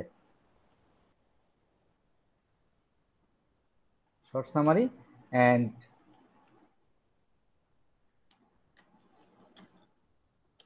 ডিসকাস ইউর লিমিটেশন, ঠিক আছে, অন্য পেপারের না, তোমার লিমিটেশন অ্যান্ড কমিটমেন্ট, ঠিক আছে। কমিটমেন্ট মানে তুমি কাজটা ফিউচারে করবা, ফিউচার যে রিসার্চ পেপারটা করবা, নেক্সট রিসার্চ ওয়ার্কে তুমি এটাকে ইমপ্লিমেন্টেশন করবা, এবং এই তোমার যে লিমিটেশনটা আছে সেটা তুমি রিজলভ করবা, ঠিক আছে। এটা তোমার একটা কমিটমেন্ট দিতে হবে ফাইনাল লাইনে, ঠিক আছে। তো তোমার লিমিটেশনের একটা কমিটমেন্ট দিয়ে তোমাকে রিসার্চ পেপারটা শেষ করে দিতে হবে, ঠিক আছে। এই হলো আমাদের রাইটিং ক্রাইটেরিয়া। এই বিষয়গুলোর উপর বেস করে আমাদের একটা রিসার্চ পেপার লিখতে হবে। এখন যদি তোমাদের কোনো কোশ্চেন থাকে আমাকে বলো। তো ফাইনালি হলো রেফারেন্স। স্যার প্রপোজড মডেলে আমরা যেগুলো অ্যালগরিদম ইউজ করি ওগুলোর কি মানে কেমন ডকুমেন্টেশনটা দেওয়া লাগবে কি আচ্ছা, এটা একটু বলেন। প্রপোজ মডেলের যেটা আছে, প্রথমে যেটা করবা, এক্সিস্টিং যে আমরা আসলে নতুন মডেল তৈরি করতে পারবো না, তাই না, রাইট? তো নতুন মডেল আমরা তৈরি করতে পারবো না, আমরা দেখবো যে এক্সিস্টিং পেপারগুলা যে মডেলগুলা ব্যবহার করছে, মডেলগুলা ইউজ করে তাদের যে অ্যাকুরেসি আছে সেগুলো আমরা প্রথমে একটু আইডিয়া নিব, নিয়ে আমরা দেখবো যে কোন মডেলটা ইউজ হয় নাই, বা হাইব্রিড করা যায় কিনা। হাইব্রিড মানে আমি বলতেছি যে দুইটা সংমিশ্রণ করা যায় কিনা। এখন যেমন একটা নতুন করে একটা ইয়ে আসছে, যেমন তুমি যদি 2 ধরনের টিকা নাও তাহলে কিন্তু তোমার ইমিউনিটি সিস্টেমটা আরো বেশি বুস্ট হবে, রাইট? তার মানে এটা অবশ্যই গবেষণাও করছে যে 2 ধরনের, মানে ধরো ফাইজারের নিলাম আর একটা মডার্নার নিলাম, তো 2টা টিকা যদি আমি নিই তাহলে হয়তো আমার ইমিউনিটি সিস্টেম আরো বেশি বুস্ট হবে। তাহলে অবশ্যই এটা কোনো না কোনো মানুষের উপর এটা প্রয়োগ করে দেন এই গবেষণাটা আউটপুটটা কিন্তু তারা পাবলিশ করছে, আদারওয়াইজ কিন্তু এটা পাবলিশ করার কথা না, রাইট? তাহলে হাইব্রিড করে কিন্তু আমরা আউটপুট পেতে পারি। তো ইনিশিয়াল লেভেলে আমরা কি করব, এক্সিস্টিং মডেলগুলাই আমরা প্রপোজ করার চেষ্টা করব। ঠিক আছে, এক্সিস্টিং মডেলগুলাই ধরো কিছু জিনিস অ্যাড করলাম এটার সাথে। ধরো সিএনএন মডেল যদি ইউজ করি, সেখানে আমরা কিছু লেয়ার বাড়াই দিলাম, কিছু ডিসিশন লেয়ারটাকে আরো একটু ইমপ্রুভ করলাম, বা আমরা ইমেজটাকে ধরো আরো কনভলিউশন করলাম। ঠিক আছে, মাঝখানে এই এই কাজগুলো করতে পারি। যদি মেশিন লার্নিং নিয়ে করি, তাহলে দেখবো যে কি কি মডেল ইউজ হয়েছে আর কোন মডেলটা ইউজ হয় নাই, বা হাইব্রিড করার চেষ্টা করতে পারি, বা ক্যাসকেড করার চেষ্টা করতে পারি। ঠিক আছে, তার মানে হলো তুমি একটা মডেল দিলা, সেটার আউটপুট অনেক ভুল আসছে, ওটাকে তুমি ইমপ্রুভ করার জন্য আরেকটা মডেল ইউজ করলা। এই ধরনের ক্যাসকেড মডেল হতে পারে। ঠিক আছে, তো বুঝছো বিষয়টা? মানে একটা মডেলে দিছো, দিয়ে একটা অনেক ফলস আউটপুট পাইছো, সেটাকে ইমপ্রুভ করার জন্য আরেকটা মডেল তুমি বললা যে এই মডেলটা দিয়ে আমরা এই ইমপ্রুভটাকে, এই ফলসটাকে আমরা আরো ইমপ্রুভ করতে পারি। তার মানে হলো প্রিভিয়াস মডেলটা নিয়ে কি হয়তো বা কাজ করছে, তুমি ওটাকে ইমপ্রুভ করে নতুন একটা মডেল ওটার সাথে ক্যাসকেড করলা, মানে দুইটা অ্যালগোরিদম পাশাপাশি রাখলা। প্রথমে একটা দিয়ে ট্রেন হবে, ওটা দিয়ে যে ফলস আউটপুট আসবে ওটাকে ইমপ্রুভ করলা আরেকটা মডেল দিয়ে। এরকমও কিন্তু তোমার মডেল ইয়া হইতে পারে, প্রপোজ মডেল হইতে পারে। ঠিক আছে, তারপর ধরো এক্সিস্টিং মডেল হইতে পারে, কোনো সমস্যা নেই, যেগুলো ইউজ হয়েছে সেগুলোর মধ্য থেকে হাইব্রিড হইতে পারে। ঠিক আছে, তুমি হাইব্রিড করে করে ফেলতে পারো, দুটো অ্যালগরিদমের সংমিশ্রণে একটা আউটপুট দিতে পারো। আর নতুন মডেল প্রপোজ করা কিন্তু খুব ডিফিকাল্ট। ঠিক আছে, বাট আমরা কিভাবে তাহলে করতে পারি, কিভাবে আমরা ইনোভেশন আনতে পারি? ওই যে বললাম, ক্যাসকেড করতে পারো। একটা মডেলে দিলা, ওটার যে ফলস আসছে ওটাকে ইমপ্রুভ করলো অন্য একটা মডেল দিয়ে।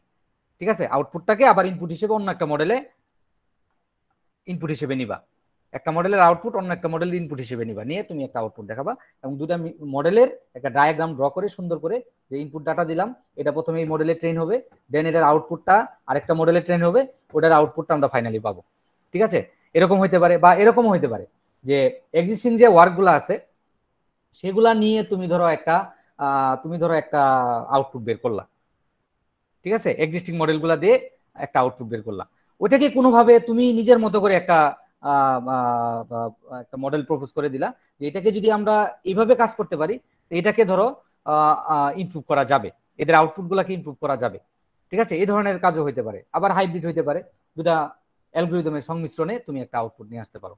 ঠিক আছে, এই ধরনের ইনোভেটিভ হইতে পারে। বাট আমরা কিন্তু নতুন একদম একটা অ্যালগরিদম প্রপোজ করবো, এটা কিন্তু আসলে এই মুহূর্তে আমাদের সম্ভব না। আমাদের অনেক রিসার্চ করতে হবে, আরো একটা অ্যালগরিদম প্রপোজ করতে হলে আমাদের আরো অনেক কিছু পড়াশোনা করতে হবে। ঠিক আছে, সেটার কমপ্লেক্সিটি বের করতে হবে, সেটা টাইম কমপ্লেক্সিটি, সেটার স্পেস কমপ্লেক্সিটি, সেটার অন্যান্য অ্যালগরিদমের সাথে কম্পারেটিভ অ্যানালাইসিস।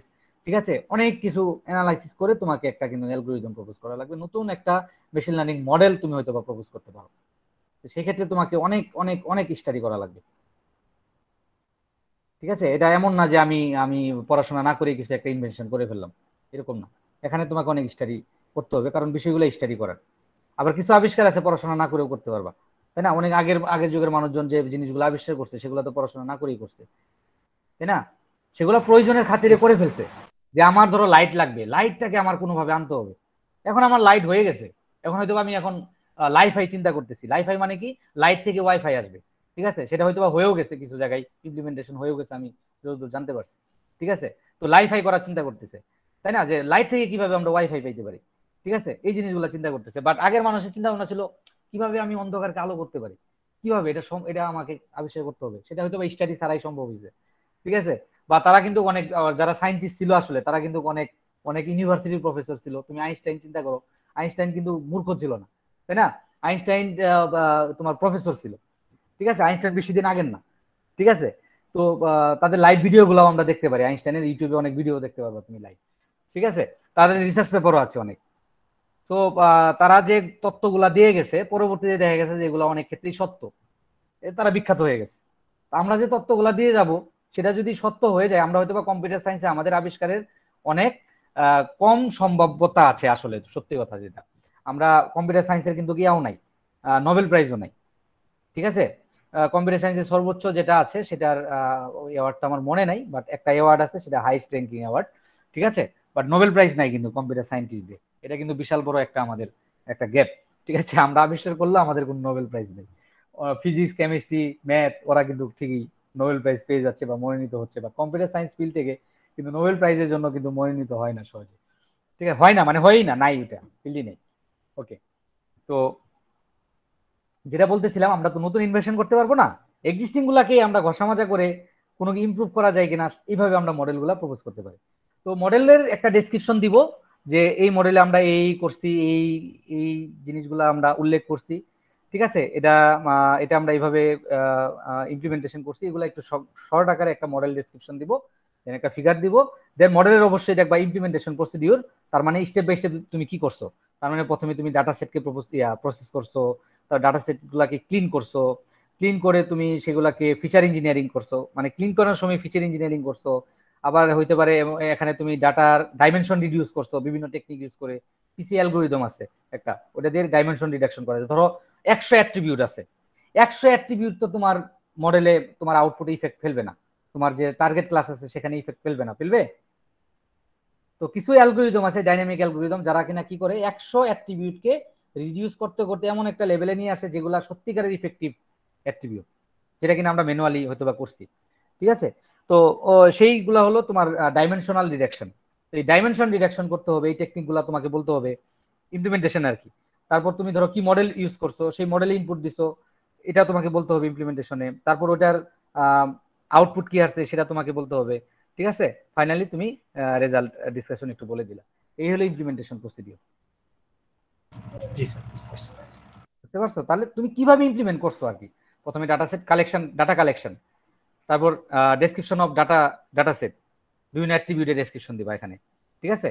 সেগুলো আমরা পরবর্তীতে যখন মানে সায়েন্টিফিক পেপার রাইটিং নিয়ে আলোচনা করব যে ক্লাসে, যে আমরা কিভাবে সায়েন্টিফিক পেপার রাইট করতে পারি, ওই জায়গায় আমরা এগুলো একটু আলোচনা ফোকাস করব, ঠিক আছে। একদম ফুল ডেসক্রিপশন এগুলা, যে কি কি বিষয় তুমি ইমপ্লিমেন্টেশনে রাখবা, মানে এটার একদম ফুল ডেসক্রিপশন। এখন যেমন আজকে আমরা আলোচনা করলাম আমরা একটা রিসার্চ পেপারে কি কি টপিকস রাখতে পারি, হ্যাঁ এই জিনিসগুলা ম্যান্ডেটরি মাস্ট, এগুলা রাখতেই হবে। এগুলার বাইরে মানুষ নর্মালি রাখে না, এগুলা রাখে। এখন এই প্রপোজ মডেলে আরো অনেক ডেসক্রিপশন নিয়ে আসতে পারে মানুষ, বা প্রপোজ মডেলের আগে মানুষ কি করে অনেক ব্যাকগ্রাউন্ড স্টাডি করে, ঠিক আছে। ব্যাকগ্রাউন্ড স্টাডি মানে লিটারেচার রিভিউ তো আছেই, আর ব্যাকগ্রাউন্ড স্টাডি মানে ওই টপিকস এর উপরে ডেসক্রিপশন, ওই টপিকস নিয়ে যে যে কথাগুলো আছে সেগুলোর ডেসক্রিপশন অনেক সময় জার্নাল পেপারে মানুষজন দেয়, যখন 20 পেজ বা 30 পেজের পেপার করে। নর্মালি 20 পেজ বা 30 পেজের পেপার আমরা পড়ি না, এই জন্য 15 পেজ রাখলে ভালো। এর বেশি হলে আমরা ইগনোর করার চেষ্টা করি, আরে বেশি লেখছে মানে তখন মানে মাথা ঘুরাই যায়, ঠিক আছে। একটা রিসার্চ পেপার 15 পেজের বেশি হয়ে গেলে, ঠিক আছে। আমি নিজেও এখন তো 30 পেজের পেপার করতে পারি, ঠিক আছে। হাইস্ট 15 পেজ পর্যন্ত আমি রাখি, ঠিক আছে। এর বেশি হইলে আমি ওটা যত ভালো হোক আপাতত ইগনোর করি, হয়তো বা ইন্ট্রোডাকশনটা পড়ি, এরপর বাকিগুলো আর পড়ি না, ঠিক আছে। তো বেশি হয়ে গেলে আবার ধরো রিডারের প্রবলেম, রিডার এত বড় পেপার পড়বে না। যারা সত্যিকার অর্থে ওইটা নিয়ে ইমপ্লিমেন্টেশন করতে চায়, যারা ইন্ডাস্ট্রিয়াল লেভেলে কাজ করে, তারা হয়তো ওই ধরনের পেপারগুলা তারা স্টাডি করে, তাদের R&D সেক্টর আছে, যারা R&D সেক্টর আছে সত্যিকার অর্থে যেসব কোম্পানি মাইক্রোসফট, গুগল, এই ধরনের কোম্পানিগুলা বা কাছাকাছি লেভেলের, তারা কিন্তু সত্যিকার অর্থে এই যে যারা রিসার্চ তারা পেপার পাবলিশ করে তাদের পেপারগুলা সবসময় পড়ে, পড়ে পড়ে তারা আইডিয়া জেনারেট করে। এখন ইমপ্লিমেন্টেশন কিভাবে করবে তারা ওটা বের করে ফেলে। আর অথর নিজেও তো একটা আইডিয়া দিয়ে দিছে যে তুমি এভাবে ইমপ্লিমেন্টেশন করতে পারো, তখন ওটা নিয়ে পর্যালোচনা করে যে এটা আসলে পসিবল কিনা। কারণ আমরা তো ইমপ্লিমেন্টেশন একদম রিয়েল টাইম করি না, যখন আমরা একটা আর্টিকেলে কোনো কনসেপ্ট দেই তখন কিন্তু আমরা রিয়েল টাইম হয়তো বা করতে পারি না, তাই না। যতটুকু পারি আমরা করার চেষ্টা করি, আমরা মডেলকে প্রুভ করার চেষ্টা করি যে আমাদের মডেলটা সেরা, তাই না। আমাদের মডেলটা এইভাবে কাজ করলে এইভাবে তোমার আউটপুটটা আসবে, বা এই ধরনের ডাটা সেটের জন্য আমাদের মডেলটা বেস্ট, ঠিক আছে। এই ধরনের আমরা ডিসিশনে ফাইনালি আসি, বাট আমরা কিন্তু একদম রিয়েল লাইফ ইমপ্লিমেন্টেশনে যাইতে পারি না, আমরা বুঝতে পারি না। বাট ইন্ডাস্ট্রিয়াল লেভেল যারা রিসার্চ মানে ইয়া করে পেপার পড়ে বা যারা রিসার্চ করে, তারা নিজেরাও রিসার্চ করে, কারণ তারা নিজেরা রিসার্চ না করে ওটা কিভাবে আবিষ্কার করবে। ওরা রিসার্চ পেপার গুলো থেকে আইডিয়া নিয়ে তারা নতুন কিছু অ্যাড করে তারা নিজেরা একটা রিসার্চ পেপার পাবলিশ করে ফেলে, করে ওইটার উপর তারা ইমপ্লিমেন্টেশন করে, এবং কেউ তখন আর ওই প্যাটেন্ট নিয়ে তাদেরকে ইয়া করতে পারে না, ঠিক আছে, যে এটা তো আমার ছিল। আর প্যাটেন্ট না থাকলে কোনো একটা ওয়ার্কের, তো সেটা নিয়ে কেউ কমপ্লেন করতে পারবে না, ঠিক আছে। তো ইন্ডাস্ট্রিয়াল লেভেল যারা কাজ করে তাদের এখানে রাইট আছে ইমপ্লিমেন্টেশন করে ফেলার, তোমার যদি প্যাটেন্ট না থাকে, ঠিক আছে। বাট তোমার যদি প্যাটেন্ট থাকে অবশ্যই তোমার সাথে কোলাবোরেটিভলি তারা কাজ করবে, তোমাকে ওইটার পার্সেন্টেজ দিবে, ওই প্রোডাক্টের পার্সেন্টেজ দিবে, ঠিক আছে। এবং এবং বিভিন্ন এই যে বিভিন্ন পিএইচডি তে যায়, তারা কি করে ফাইনালি কিন্তু একটা প্রোডাক্ট তৈরি করে, একটা প্যাটেন্ট তৈরি করে, একটা মডেল তৈরি করে, যে মডেলটা তারা পরবর্তীতে বিভিন্ন জায়গায় সেল করে, কারণ ওই মডেলের উপর বেস করে ইন্ডাস্ট্রিয়াল লেভেলে যারা আছে তারা তাদের প্রোডাক্ট ডেভেলপ করে, ঠিক আছে। অনেক হিউজ টাকা পয়সার খেলা এখানে, ঠিক আছে। তো এই যে প্রফেসররা যে স্টুডেন্টরা নিয়ে যায়, মেধাবী স্টুডেন্ট নিয়ে যায়, কেন নিয়ে যায়? এদেরকে দিয়ে ধরো ওই যে প্রোডাক্ট ডেভেলপমেন্ট করায়, ওখানে যায় তোমাকে, তুমি যে পিএইচডি করবা অবশ্যই তোমার একটা তোমার 4-5টা রিসার্চ পেপার সে পাবলিশ করাবে। 4-5টা রিসার্চ পেপার পাবলিকেশন ছাড়া তুমি পিএইচডি তে তুমি ইয়া করতে পারবে না, ডিফেন্স করতে পারবে না। ঠিক আছে, অবশ্যই তোমার রিসার্চ পেপার বিভিন্ন একদম স্বীকৃত বড় বড় ভালো ভালো জার্নালে তোমাকে পাবলিশ করতে হবে। ঠিক আছে, পিএইচডি করা এত ইজি না। তুমি যে মডেলটা নিয়ে কাজ করবা, যে মডেলটা নিয়ে পিএইচডি করবা, যে প্রপোজালটা নিয়ে সেটা ইমপ্লিমেন্টেশন করে সেটা রিসার্চ পেপার পাবলিশ করতে হবে। ঠিক আছে, তো এখানে অনেক পড়াশোনার বিষয় আছে, এই জন্য হয়তো বা প্রফেসররা অনেক সময় ভালো স্টুডেন্ট খুঁজে। আবার অনেক সময় কি করে তারা দেখে যে এক্সপিরিয়েন্স আছে কিনা। হ্যাঁ, তোর ইন্ডাস্ট্রিয়াল লেভেলে 5 বছরের এক্সপিরিয়েন্স আছে, তখন তার রেজাল্ট যদি 2.5 থাকে তাকে নিয়ে নেয়। সো রেজাল্ট খারাপ হলে যে তুমি বিদেশ পড়াশোনা করতে পারবে না তা নয়, করতে পারবা, বাট তোমার স্কিল, বললাম না প্রবলেম সলভিং এ তুমি 1000 প্রবলেম মাস্ট, এটা থাকতে হবে। এটা ছাড়া আমি আসলে নর্মালি স্টুডেন্টদের বলি যে এটা তুমি যেভাবে হোক করে ফেলো নিজে নিজে, মিনিমাম 500 প্রবলেম সলভিং তোমাকে থাকতে হবে। আদারওয়াইজ তোমার ওই মাস্টার্সে তুমি বাইরে পড়তে যাবা, মাস্টার্সে হয়তো বা কষ্ট কম হবে, পিএইচডি করতে যাবা তোমার কিন্তু খুব টাফ হয়ে যাবে, এত পিএইচডি করা তো ইজি না। ঠিক আছে, তোমাকে ভালো কম্পিউটার সায়েন্সে পিএইচডি করতে হলে অবশ্যই স্কিল মানে কোডিং লেভেলে ভালো থাকতে হবে। এখন তার মানে যারা কোড পারো না আমি তাদেরকে কিন্তু ডিমোটিভেটেড করতেছি না, অবশ্যই চেষ্টা করবা, কারণ তুমি একটা এনভায়রনমেন্টে যাওয়ার পর অটোমেটিক্যালি শিখে যাবা। ঠিক আছে, তোমাকে যখন দেখবা যে না আমাকে বাধ্যই শিখতে হচ্ছে, তখন তুমি শিখে যাবা। ঠিক আছে, তার মানে কোড করো নাই বলে জীবনে যে তুমি ট্রাই করবা না তা নয়। ঠিক আছে, অবশ্যই করবা। ঠিক আছে, এতে এতে কোনো বিধিনিষেধ নাই, কারণ ওখানে গিয়ে তুমি একটা এক্সট্রা ফেসিলিটিস পাবা ইনিশিয়ালি, বাট তোমার যদি করা থাকে, আর যদি না থাকে তুমি দেখা যাবে শিখে গেছো। এরকম অনেক আছে শিখে গেছে, অটোমেটিক্যালি শিখে গেছে। ঠিক আছে, তো এতে করে ভয় পাওয়ার কিছু নাই। সো এই হলো আমাদের আজকের আলোচনা। আমরা নেক্সট ক্লাসে আমরা কিভাবে এই সায়েন্টিফিক ফরম্যাটে পেপারগুলো লিখতে পারি সেগুলা নিয়ে আমরা আলোচনা করব। ঠিক আছে, তো তোমরা অ্যাটলিস্ট আমার এই ফরম্যাটটা ফলো করে ড্রাফট পেপারটা রেডি করে ফেলতে পারো, শুরু করে দিতে পারো। ঠিক আছে, অ্যাটলিস্ট ইমপ্লিমেন্টেশনটা তো আমরা এখন পারবো না, কারণ আমরা এখন হয়তো বা ডাটা সেট নিয়ে কাজ করতেছি, রাইট? তোমাদের ডাটা সেট রেডি সবার?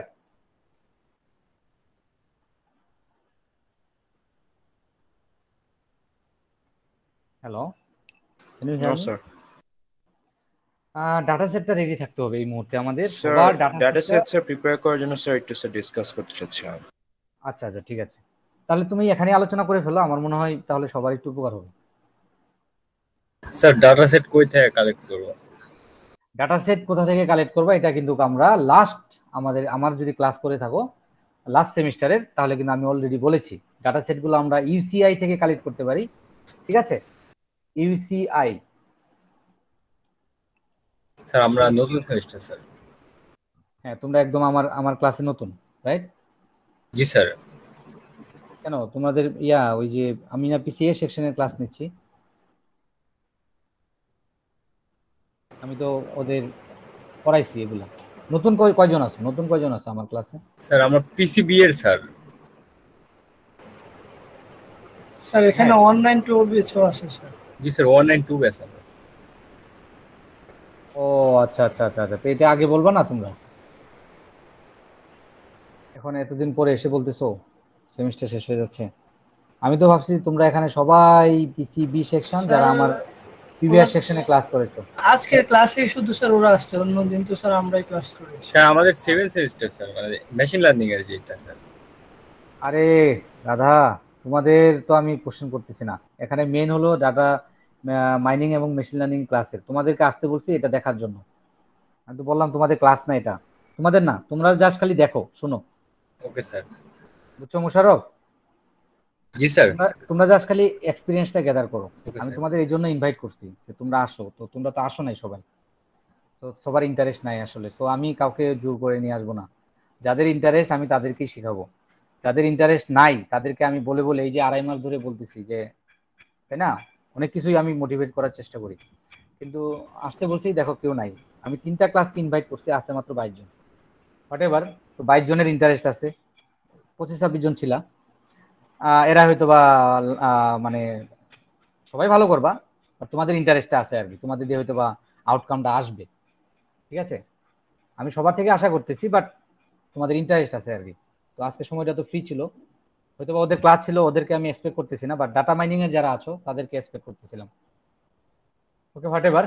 তো আমরা ডাটা সেট গুলা কালেক্ট করতে পারি ইউসিআই মেশিন লার্নিং রিপোজিটরি এখান থেকে, এখানে অসংখ্য ডাটা সেট আছে। তুমি যে টপিকগুলো নিয়ে স্যার কাজ আমরা করতে চাও। স্যার নিজেদের একটা স্যার ডাটা সেট ক্রিয়েট করার জন্য স্যার হ্যাঁ একটা হ্যাঁ, ফর্ম ক্রিয়েট করেছিলাম, বাট স্যার এটা কি স্যার সুটেবল কিনা স্যার সেটা নিয়ে একটু ডিসকাশন করতে আচ্ছা আচ্ছা চাচ্ছিলাম। আচ্ছা, ঠিক আছে ঠিক আছে। তারপর হলো আরেকটা আরেকটা কাজ করতে পারো, ক্যাগল থেকে আমরা ডাটা সেট কালেক্ট করতে পারি, ক্যাগল.com। ঠিক আছে, ক্যাগল.com থেকে আমরা অসংখ্য ডাটা সেট আছে, তোমার যে টপিক আছে ওই টপিক রিলেটেড একটু সার্চ দিবা, দেখবা যে পেয়ে যেতে পারো। ঠিক আছে, এটা এটা করতে পারি। আরেকটা জিনিস আমি বলেছিলাম কোন একটা ক্লাসে, আমি একটা লিংক দিয়ে দিচ্ছিলাম, তোমাদের স্টুডেন্টরাই লিখেছিল।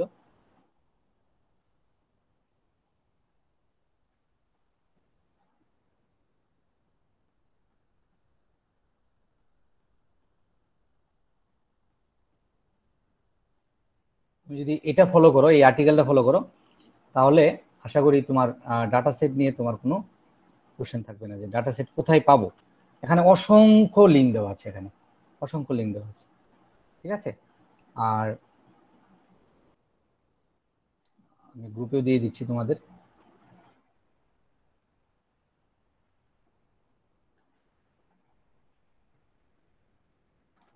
ঠিক আছে, তো এখানে তোমার হলো ডাটা সেট গুলা কোথায় আছে তুমি খুঁজে পাবা। তো আমরা বেসিক্যালি দুইটা জিনিস আমি বলি, ক্যাগল আর ইউসিআই থেকে দেখবা, এগুলা থেকে না পেলে ওই আর্টিকেলটা যদি ফলো করো, ওখানে আরো 10-12টা লিঙ্ক দেওয়া আছে, ওই লিঙ্ক গুলা থেকে তোমরা ডাটা সেট গুলা কালেক্ট করতে পারো। অথবা তোমরা কাস্টমাইজ ডাটা সেট কালেক্ট করতে পারো সার্ভের মাধ্যমে। হ্যাঁ, তুমি ধরো সোশ্যাল নেটওয়ার্কিং এর মাধ্যমে করতে পারো, মেইলের মাধ্যমে করতে পারো। যে আমি একটা রিসার্চ করতে যাচ্ছি, অবশ্যই বলবা যে একাডেমিকের জন্য রিসার্চ করা হচ্ছে, ডাটা প্রাইভেসিটা এখানে মেজর কনসার্ন, এটা অবশ্যই বলে নিবা। ঠিক আছে, আদারওয়াইজ কেউ ডাটা দিতে চাবে না।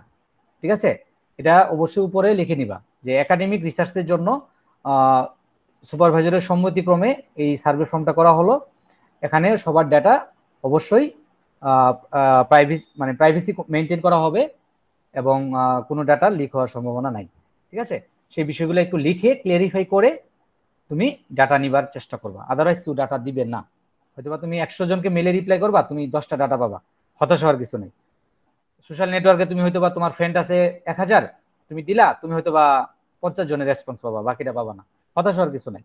ঠিক আছে, তুমি রিয়েল ডাটা গুলাকে নিয়ে পরবর্তীতে কিছু ফেক ডাটা জেনারেট করে আমরা অ্যানালাইসিস করতে পারি। ঠিক আছে, এটা ইনিশিয়ালি আমরা একটু শুরু করতে পারি। ঠিক আছে, যে হয়তো আমি রিয়েল ডাটা পাচ্ছি না, তো রিয়েল ডাটা দেখা গেল আমি 200 ডাটা পাচ্ছি, আর 200 ডাটা দিয়ে তো মেশিন লার্নিং করে লাভ নাই, লাভ আছে। তো 200 ডাটা থেকে আমরা কিছু ফেক ডাটা জেনারেট করার চেষ্টা করব। তোমাদের ওই যে ডাটা মাইনিং এ যে আমি ইয়াতে দেখাইছি, ওখান থেকে কিন্তু ডাটা জেনারেট করা যায় স্মট অ্যানালাইসিস করে, তাই না? ওইভাবে তুমি ডাটা অ্যানালাইসিস করতে পারো। তুমি যদি কোড না করো পাইথনে, তুমি যদি ওয়েকা দিয়ে করতে চাও, ওয়েকা দিয়েও তুমি কিন্তু ডাটা ভিজুয়ালাইজ করে আউটপুটটা নিয়ে আসতে পারো সহজে সহজে। তুমি তো যেহেতু পাইথন পারোই, তো তুমি যদি ওয়েকা দিয়ে করতে পারো, আমার কোনো আপত্তি নেই, ওয়েকা দিয়েও তুমি আউটপুট নিয়ে আসতে পারো। তো ওখানে কিন্তু ডাটা জেনারেট করা যায়, বা ম্যানুয়ালি তুমি এক্সেল ফাইলে ডাটাগুলাকে তুমি কিছু র্যান্ডম এদিক সেদিক পয়েন্ট করে তুমি কিছু ডাটা জেনারেট করতে পারো। ঠিক আছে, এটা হইতে পারে। তো হতাশ হওয়ার কিছু নাই, সার্ভে হয়তো বা তোমাকে এত ডাটা দিবে না, তো ইনিশিয়ালি হয়তো বা কম দিবে, বাট তুমি এক্সিস্টিং ডাটা সেট নিয়েও কাজ করতে পারো, বা সার্ভে নিয়েও কাজ করতে পারো, কোনো সমস্যা নেই। হ্যাঁ, বলো। স্যার একটু আমরা গ্রুপটা আপনার সাথে একটু পার্সোনালি বসতে যাচ্ছিলাম। আচ্ছা ঠিক আছে, ঠিক আছে, বসবো। আর স্যার আজকে ক্লাস মুফ শেষে কি বসবো নাকি অন্য কখন? ক্লাস, আচ্ছা ঠিক আছে, ক্লাস শেষে বসি। ওই যে মুফরাদরা বসতে, মুফরাদরা কি জি স্যার স্যার এখানে পড়লে প্রবলেম হবে না স্যার আলাদাভাবে মোফরাদ বসতে? আর আমি একই স্যার গ্রুপে আমরা স্যার। একই গ্রুপে স্যার। ও, তাহলে এখানে বললে একটু সবাই ক্লিয়ার হয়ে যেত না? জি না স্যার, ফর্মটা পার্সোনালি স্যার একটু শেয়ার করবেন স্যার। একটু শেয়ার করো, তাহলে সবাই একটু বুঝলো, আমরা ওকে একটু স্যার। দেখলাম। তোমাদের আইডিয়া তো আর ওরা নিয়ে কাজ করবে না, সমস্যা নেই, আর সেম আইডিয়া আমরা এলাও করবো না।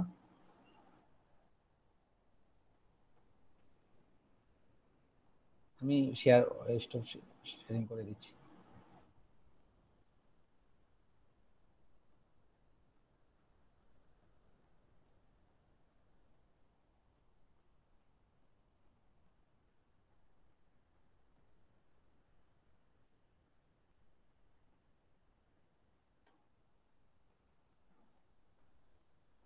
স্যার হ্যাঁ, স্যার আমাদের ডক্টর, ক্লাস হবে না স্যার ঈদের আগে আর স্যার?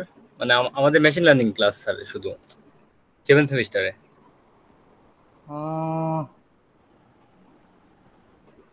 হবে মানে ক্লাসের টাইম আছে? আছে তো মনে হয় স্যার, আর কয়েকটা স্যার এক্সট্রা ক্লাস করানো লাগবে স্যার ঈদের আচ্ছা পর হলেও। ঠিক আছে, আমরা এক্সট্রা ক্লাস করবো, সমস্যা নেই, জি স্যার, ওকে স্যার। টেনশনের কারণ নেই। হ্যাঁ, মাঝখানে স্যার আমি ছুটি কি হয়ে যাচ্ছে তো। স্যার আমি কি থাকবো এখন না চলে যাবো স্যার? এখন চলে যেতে পারো, ওকে ঠিক আছে, স্যার। জি স্যার। এখন চলে যেতে পারো। এখন ওই যে ওদের সাথে আলোচনা করি। Okay sir. তোমাদের তো সবাই আসেনি আসলে, আমি এক্সপেক্ট করতেছিলাম যে অনেকে আসবে। স্যার মানে আমরা জানতাম না স্যার, আমি মানে হুট করে দেখলাম যে আমি হ্যাঁ, ভাবলাম যে এখন না না, আমি তো আসলে তোমাদের ইনভাইট করছি জাস্ট দেখার জন্য আর কি। জি স্যার। মেজরলি ওদের ক্লাস আর কি, আসলে ডাটা মাইনিং স্যার গুলো। আগে থেকে মানে জানা থাকলে সবার আসলো না হয়তো। হ্যাঁ, আচ্ছা ঠিক আছে, আসসালামু আলাইকুম। ওকে। হ্যাঁ, মুভটা শেয়ার করো, আমি স্টপ শেয়ার করে দিয়েছি।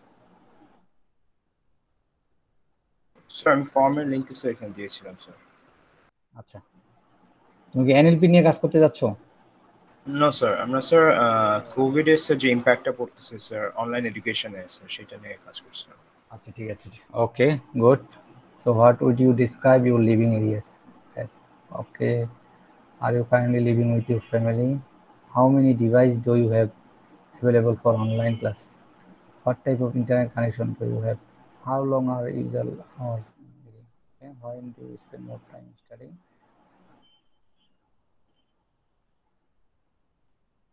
Which one do you think is easier for you? Do you think online education had any negative impact on your mental health? Online examination, rate your experience with online examination. Communication with your teacher during online session.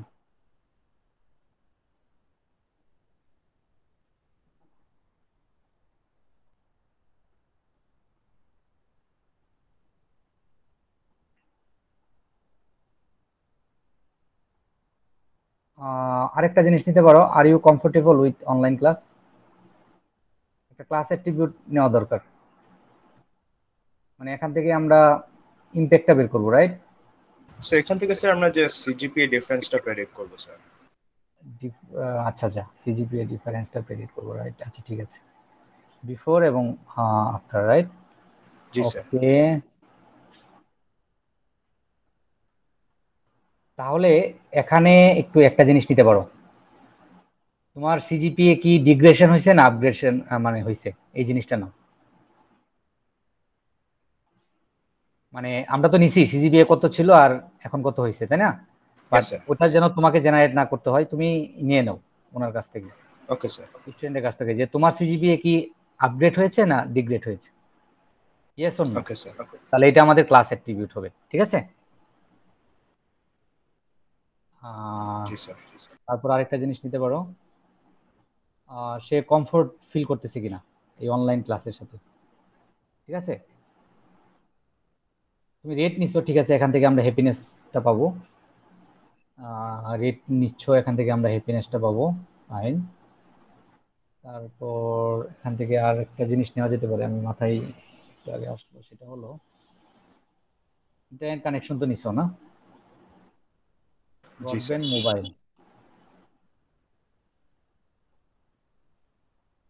আচ্ছা, connection লেভেলটা নাও, connection ইয়াটা নাও নাই তো, মানে কানেকশনটা কি stability sir. স্টেবিলিটিটা নাও, হ্যাঁ right. Okay sir. পুর কানেকশন নাকি তোমার স্টেবল আছে, না এভারেজ লেভেলে আছে, না একদম মানে লো লেভেলে আছে, এটা একটু নিতে পারো, এটা একটু দরকার। আদারওয়াইজ আমরা এখান থেকে করতে পারবো আর কি, যে অনলাইন ক্লাস আসলে পসিবল কিনা ইন ফিউচার। তাহলে আমাদের এখান থেকে কয়েকটা রিসার্চ করা যাবে, তুমি যদি এই ডাটাটা নাও, ঠিক আছে? ওকে স্যার। তাহলে এই ডাটাটা নিয়ে নাও, তাহলে দুইটা তিনটা কারেকশন, ঠিক আছে? তুমি কমফোর্টেবল ফিল করতেছো কিনা, তোমার রেজাল্ট আপগ্রেড ডিগ্রেড হয়েছে কিনা, আর তোমার ইয়াটা ওই তোমার ইন্টারনেট কানেকশনের স্টেবিলিটিটা কেমন, ঠিক আছে? ওকে এটা স্যার। নাও। আর বেশি কোশ্চেন দেওয়া যাবে না, বেশি কোশ্চেন দিলে আবার ওরা আনসার করবে না অনেক সময়। এই কয়েকটা কোশ্চেনই থাকুক, এগুলা থেকে আমরা আসলে করতে পারবো যে অনলাইন ক্লাসের ইফেক্টিভনেসটা আমরা করতে পারবো। স্যার আমি এবং তাহলে স্যার আমরা এই আরেকটা পরিসংখ্যান এখানে দেখাইতে পারবো, যে রুরাল এরিয়াতে কি অবস্থা, আরবান এরিয়াতে কি অবস্থা, এটাও আমরা এখান থেকে বের করতে পারবো, ঠিক আছে? তো তোমরা ফার্স্ট কোশ্চেন যেটা নিচ্ছ আর কি, যে রুরাল এরিয়া না আরবান এরিয়া, এই দুটা থেকেও আমরা কিন্তু বেশ কিছু জিনিস বের করতে পারবো। তাহলে এই তিনটা জিনিস অ্যাড করে তুমি এটা মেলে দিয়ে দিতে পারো, স্টুডেন্টদের সিপিসিতে দিয়ে দিতে পারো, সোশ্যাল নেটওয়ার্কিং এ দিয়ে দিতে পারো, লিঙ্কডইনে দিয়ে দিতে পারো, যত জায়গায় দেওয়া যায়, যত জায়গায় কানেকশন আছে, ঠিক আছে, কিছু তো ডাটা পাবা, রাইট? Sir Yes, sir. আপনি একটু আর যদি আমাদের হেল্প করে দিতেন স্যার তাহলে ভালো হতো। হ্যাঁ, ঠিক আছে, হেল্প করা যেতে পারে। তোমরা একটু পোস্ট দেওয়া শুরু করো, ঠিক আছে, এরপর আমি দেখি কি করা যায়। Okay, sir. আর আমাদের যা স্টুডেন্ট গুলো আছে, আমার যে স্টুডেন্ট গুলো আছে অ্যাটলিস্ট, তাদের কাছ থেকে আমি ডাটা কালেক্ট করে নিয়ে নিতে পারবো, ঠিক আছে। স্যার তাই একটা কোশ্চেন ছিল স্যার, এখানে স্যার তোমরা যে এই student আছে, অ্যাট্রিবিউট গুলো থেকে হ্যাঁ, স্যার আমরা কিরকম অ্যালগোরিদম ইউজ করতে পারবো? আমরা করতে পারি, আমরা হলো এখানে যেহেতু আমরা ইএস নো করতেছি, ঠিক আছে, আমরা এসভিএম করতে পারি, সাপোর্ট ভেক্টর মেশিন করতে পারি, র্যান্ডম ফরেস্ট করতে পারি, ঠিক আছে। তারপর হলো আমরা হলো করতে পারি, ক্লাসিফিকেশন অ্যালগোরিদম করতে পারি, ঠিক আছে, classification, machine learning classification algorithm. তো এখানে ক্লাস্টারিং করা যাবে না, এখানে ক্লাসিফিকেশন অ্যালগোরিদমই করতে হবে। তো ক্লাসিফিকেশন অ্যালগোরিদম গুলা 3-4টা তুমি নিয়ে কাজ করবে, বেশি না, বেশি নেওয়া দরকার নেই। তো এই ডাটা সেটটা মেইন, বুঝছো, এই ডাটা সেটটা তোমার একটা হয়ে যাবে, এটা নিয়ে তুমি অনেক কিছু করতে পারো। তো ডাটা সেটটা যদি ডাটা সেটটা ধরো আমি আমার যে স্টুডেন্ট আছে 150 জনের মতো আছে, তাদের ডাটাগুলো কালেক্ট করে দিতে পারবো। আবার তোমরা যারা ফ্রেন্ড আছো তাদের এখান থেকে নিয়ে নিতে পারো, 40 জনের ডাটা অ্যাটলিস্ট, এদের ডাটাটা অ্যাটলিস্ট নিয়ে নাও, আর সিপিসি তে পোস্ট দিবা। হুম। আর আর হলো দরকার পড়লে আমার নাম উল্লেখ করে দিবা, ঠিক আছে, সিপিসি তে আর কি। তারপর হলো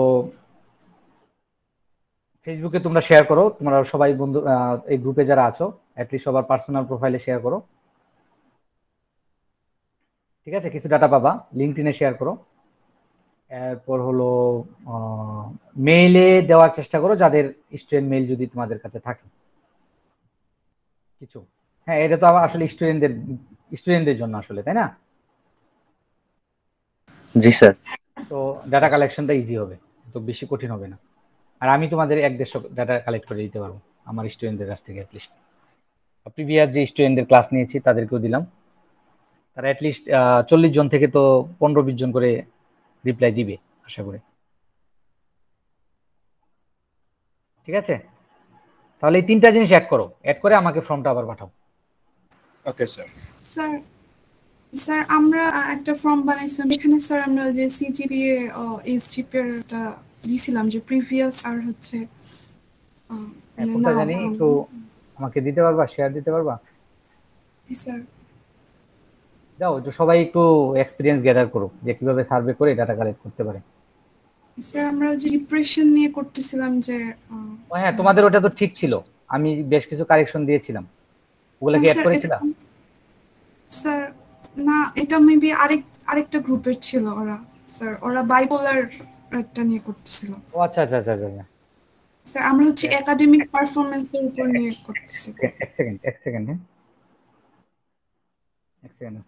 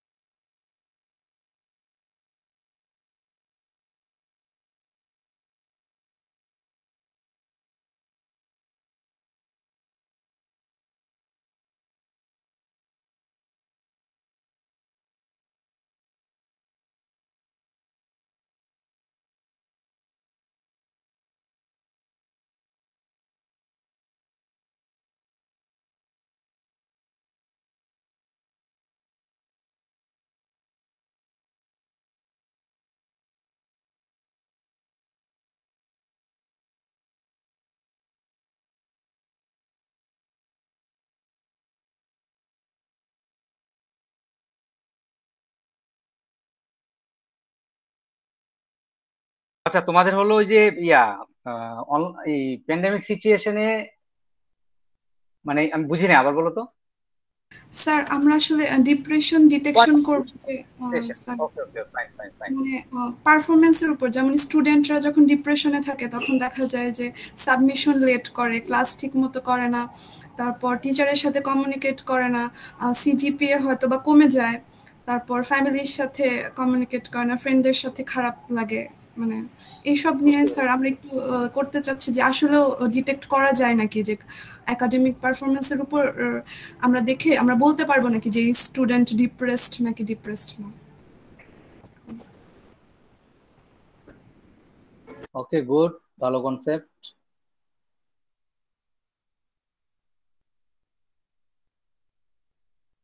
আমি একটু দেখছি তোমাদের ফর্মটা।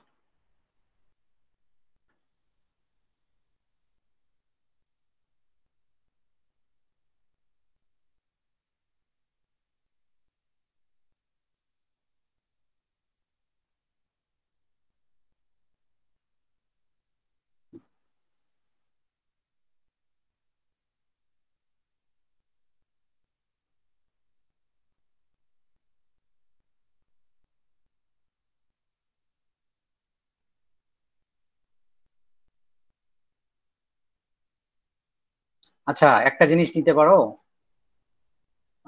এখানে তুমি ক্লাস অ্যাট্রিবিউট কোনটা চিন্তা করতেছো? স্যার ক্লাস অ্যাট্রিবিউট হুম, স্যার আসলে ওইভাবে ভাবি নাই, মানে একাডেমিক পারফরমেন্সের উপর দিয়ে করতেছি তো তো স্যার। একাডেমিক পারফরমেন্সের উপর বেস করে বলতেছো? একাডেমিক জি একাডেমিক, ধরো আমি তো জানি না, আমি তো লেভেল মানে ক্রাইটেরিয়া গুলা জানি না যে এই ক্রাইটেরিয়া হইলে তুমি ডিপ্রেশনে আছো, এই ক্রাইটেরিয়া হইলে তুমি ইয়াতে আছো, তাই না? জি স্যার। তাহলে ওকে, আমরা এখানে ক্লাস্টারিং করতে পারি, কেএনএন ইউজ করতে পারি। হ্যাঁ, কেএনএন ইউজ করে ক্লাস্টারিং করতে পারি, ইয়াগুলাকে, অ্যাক্টিভিটিগুলাকে ক্লাস্টারিং করে আমরা প্রেডিকশন লেভেলে আসতে পারি। ওকে, সমস্যা নাই। মানে আনসুপারভাইজ লার্নিং ইউজ করতে হবে, ক্লাস্টারিং অ্যালগরিদম ইউজ করে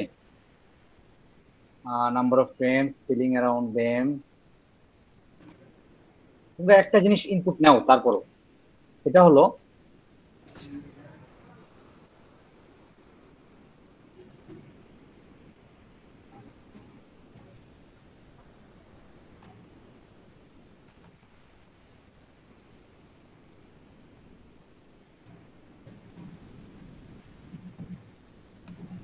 যে ফিলিং অ্যারাউন্ড দেম, এটা বলতে কি বুঝাইছো? স্যার মানে ফ্রেন্ডদের সাথে থাকতে এখন কেমন ফিল হয়, যে ভালো? তো লাইনটা একটু ঠিকভাবে, এটা বুঝবেন অনেক। আচ্ছা স্যার, এটা ঠিক একটু আছে, চেঞ্জ। ফ্রেন্ডের কথা এটা উল্লেখ করে দিও। হ্যাঁ, আরেকটা জিনিস এখানে নিতে পারো যে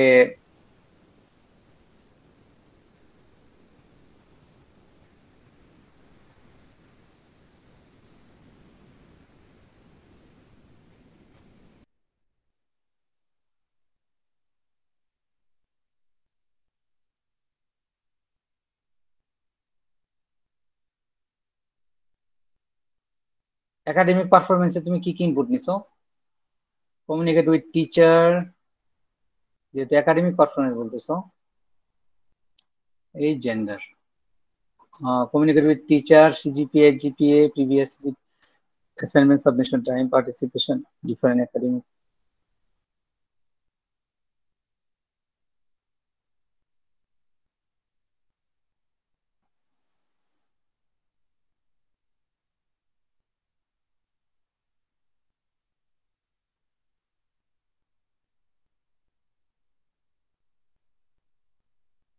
আরেকটা নিতে পারো যে তুমি স্টাডি শেষ করে আহ, কোন সেক্টরে যেতে চাও। ঠিক আছে, এটা একটা নিতে পারো যে তুমি হায়ার স্টাডির জন্য, না গভর্নমেন্ট জবের জন্য, না আরেকটা নিতে পারো, একটা নেগেটিভ একটা ভিউ নিতে পারো যে নো এক্সপেকটেশন বা নো, মানে কোনো কিছু করবা না, মানে জাস্ট জানা। করতে পারি যে ইয়েস হবে অথবা নো। হায়ার স্টাডির জন্য ট্রাই করবে কিনা, দিয়ে ব্যাচেলর ডিগ্রি শেষ করার পরে এটা নিতে পারো। Okay sir. তারপর হলো আহ,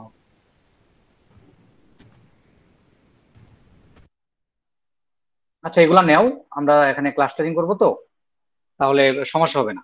আমাদের ক্লাস অ্যাট্রিবিউট না থাকলেও চলবে, বা একটা ক্লাস অ্যাট্রিবিউট আমরা বের করে নিতে পারবো। স্যার। বুঝছো? জি স্যার। ঠিক স্যার আছে। স্যার হ্যাঁ আমাদের ওই যে রাজ্জাক। গুগল ফর্মটা একটু আপনি দেখে যাচ্ছিলেন। আচ্ছা তোমাদের গুগল ফর্মটা, হ্যাঁ আমি দেখি, দিছো? স্যার কমেন্ট বক্সে দিছি। The impact of COVID-19 pandemic on mental health. ওকে, আপনার বয়স, আপনার জেন্ডার, আপনার পেশা, কোভিড এর জন্য কি আপনার পেশা পরিবর্তন হয়েছে। বাকি যারা আছো যদি সার্ভে টাইপ করতে চাও, এগুলা থেকে একটু আইডিয়া নিতে পারো, কিন্তু সেম আইডিয়া হওয়া যাবে না। যারা অলরেডি আমাদের ফর্মটা একটু দেখে দিন কষ্ট করে। হ্যাঁ ওটা দেখতেছি আমি। The impact of the COVID-19 pandemic on mental health. আপনি কি কোভিডে আক্রান্ত হয়েছিলেন? কোনো লক্ষণ দেখা দিয়েছিল? আপনার বর্তমানে কোথায় বাস করেন? কোভিডের জন্য কি আপনার বাসস্থানের পরিবর্তন হয়েছে? আচ্ছা, অন মেন্টাল হেলথ। ওকে, আপনি কত সময় ঘুমান? আপনি কি পরিবারের সাথে থাকেন?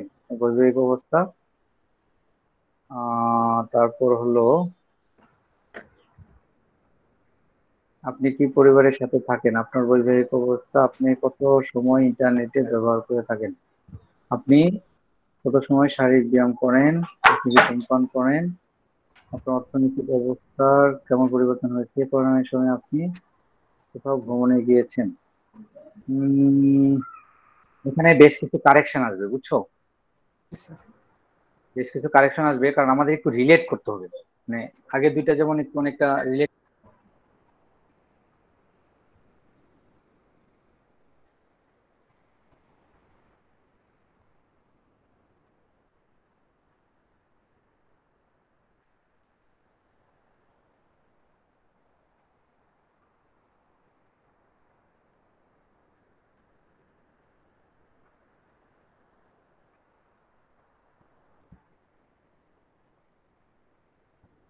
হ্যালো। হ্যাঁ হ্যালো।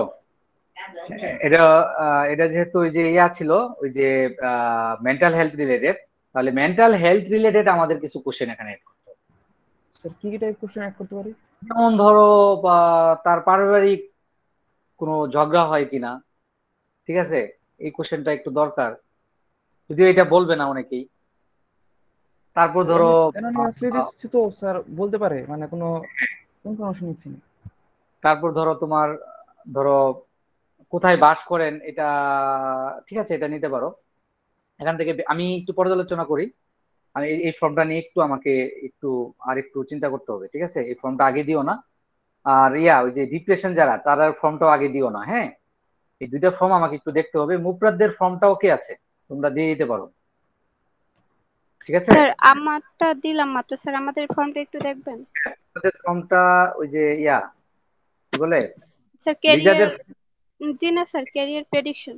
ওটা দেখতেছি আমি। লিজাদের যেটা আছে ওই যে ডিপ্রেশন, ওইটাও আমাকে একটু দেখতে হবে, বুঝছো? এই বুঝাইতে পারছি? জি স্যার। তোমরা আগে দিও, তোমরা আগে দিও না, আমি আগে তোমাদেরটা আরেকটু চিন্তা করতে হবে যে কোনো ক্লাস অ্যাট্রিবিউট রাখা যায় কিনা। Okay sir. স্যার আমারটা কমেন্টে দেখছি স্যার, একটু দেখেন। আমি দেখতেছি সোনিয়াদের যেটা আছে, predicting career using data mining. জি স্যার। ক্যারিয়ার মানে তুমি তার সেই তার পরবর্তী যে জব লাইফটা আছে সেটা নিয়ে তুমি কাজ করতে যাচ্ছ। জি স্যার। আচ্ছা, ওকে ফাইন, দ্যাটস গুড।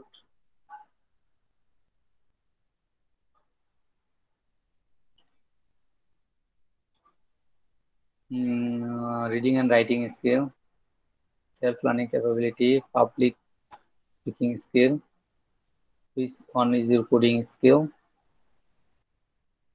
এটা বোঝা যাচ্ছে না কিন্তু ভ্যালুগুলা। which one is your coding skill rating? Sir coding skill মানে কোডিং এ কি রকমের তার পারফরম্যান্স রেটিংস আছে, ওইটা হচ্ছে। আচ্ছা রেটিং বলছো, ঠিক আছে।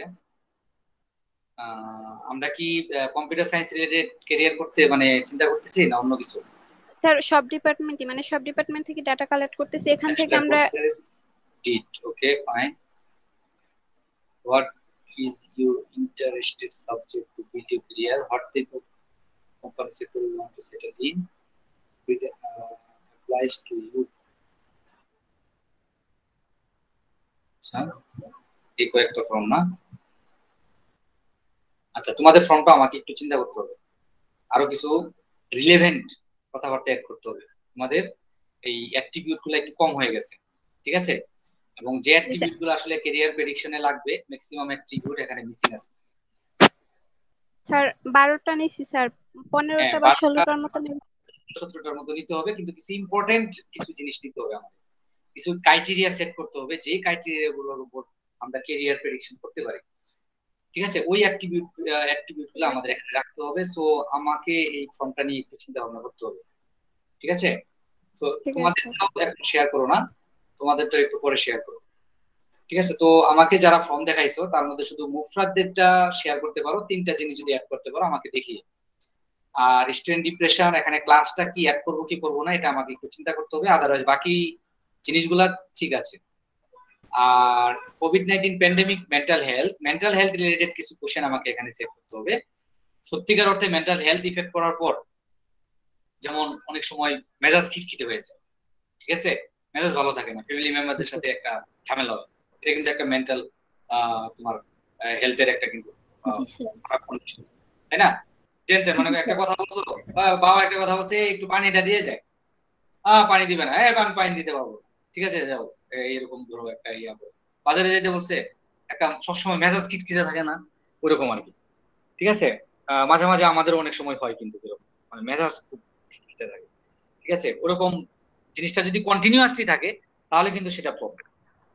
আর সেটা যদি আবার ধরো মাসে একবার হয় সেটা কিন্তু প্রবলেম না, একটা মানুষ মাসে একবার রাগ করতেই পারে, মেজাজ তার খারাপ থাকতেই পারে, ঠিক আছে?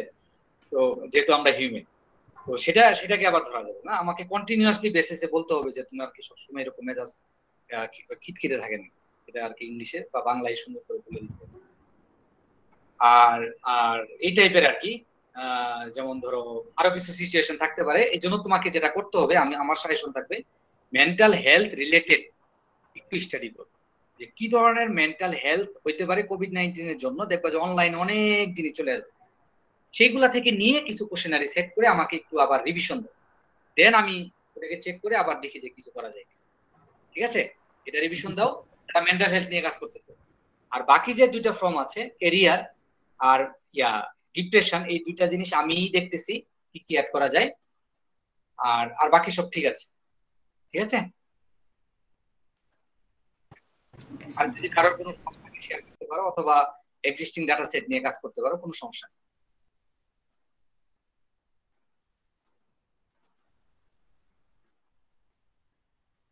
আর যদি কোনো কোশ্চেন না থাকে তাহলে আমরা ক্লাস শেষ করি, আমরা নেক্সট ক্লাসের জন্য ইনশাল্লাহ আবার খুব তাড়াতাড়ি বসবো, চেষ্টা করব যে ঈদের ছুটিটা বেশি না কাটানোর জন্য, কারণ ঈদের বাড়িতে গেলেও আমাদের চলে আসতে হবে আসলে 23 তারিখের আগে চলে আসতে হবে, কারণ সব বন্ধ হয়ে যাবে। তো ছুটিটা মনে হয় বেশি একটা থাকবে না, আর এমনিও ছুটি কম, তো আমাদের খুব তাড়াতাড়ি দেখা হবে। হ্যাঁ, ইন দ্য মিন টাইম তোমরা অ্যাটলিস্ট ডাটা সেটটা রেডি করে ফেলো, কারণ আমাদের ইমপ্লিমেন্টেশনে এত বেশি টাইম নিব না। যাদের ক্লাসিফিকেশন ক্লাস্টারিং নিয়ে কাজ করার মানে হয়ে যাবে, তারা দরকার পড়লে ওইটা দিয়ে অ্যানালাইসিস করে ফেলবে, অথবা আমরা তো মেশিন লার্নিং শিখাইছি পাইথন দিয়ে, সেটা দিয়েও কিন্তু করাটা বেশি ডিফিকাল্ট হবে না। আর এখানে ডাটা সেটটা ম্যাক্সিমাম ক্ষেত্রে কিছু জিনিস মিসিং থাকতে পারে, অনেকে দিবে না, ঠিক আছে?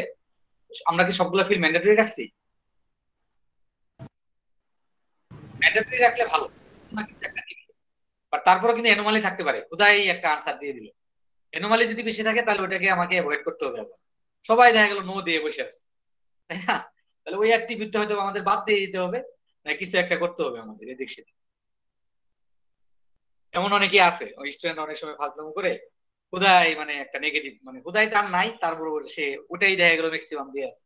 আর ওটা যদি ওই অ্যাক্টিভিটিটা সবাই যদি নই দিয়ে থাকে, ওই অ্যাক্টিভিটিটা তো কোনো কাজে লাগবে না, লাগবে? তো আমরা যখন ডাটা অ্যানালাইসিস করতে যাব তখন আমাদের এগুলা ধরা পড়বে, যে কোন অ্যাট্রিবিউটটা কেমন কি আসছে, কি ধরনের কোনো মিসিং আছে কিনা, বা কোনো অ্যানোমালি আছে কিনা, সেগুলো আমরা আমরা তখন অ্যানালাইসিসের মাধ্যমে আমরা করতে পারি। সেক্ষেত্রে র কোড করাই ভালো। র কোড করাটা একদম জটিল কোনো কিছু হবে না যারা সার্ভে ফর্ম নিয়ে কাজ করতেছে। ঠিক আছে, ক্লিয়ার? জি স্যার। তাহলে আমরা রেকর্ডিং অফ করে দিই যদি আমাদের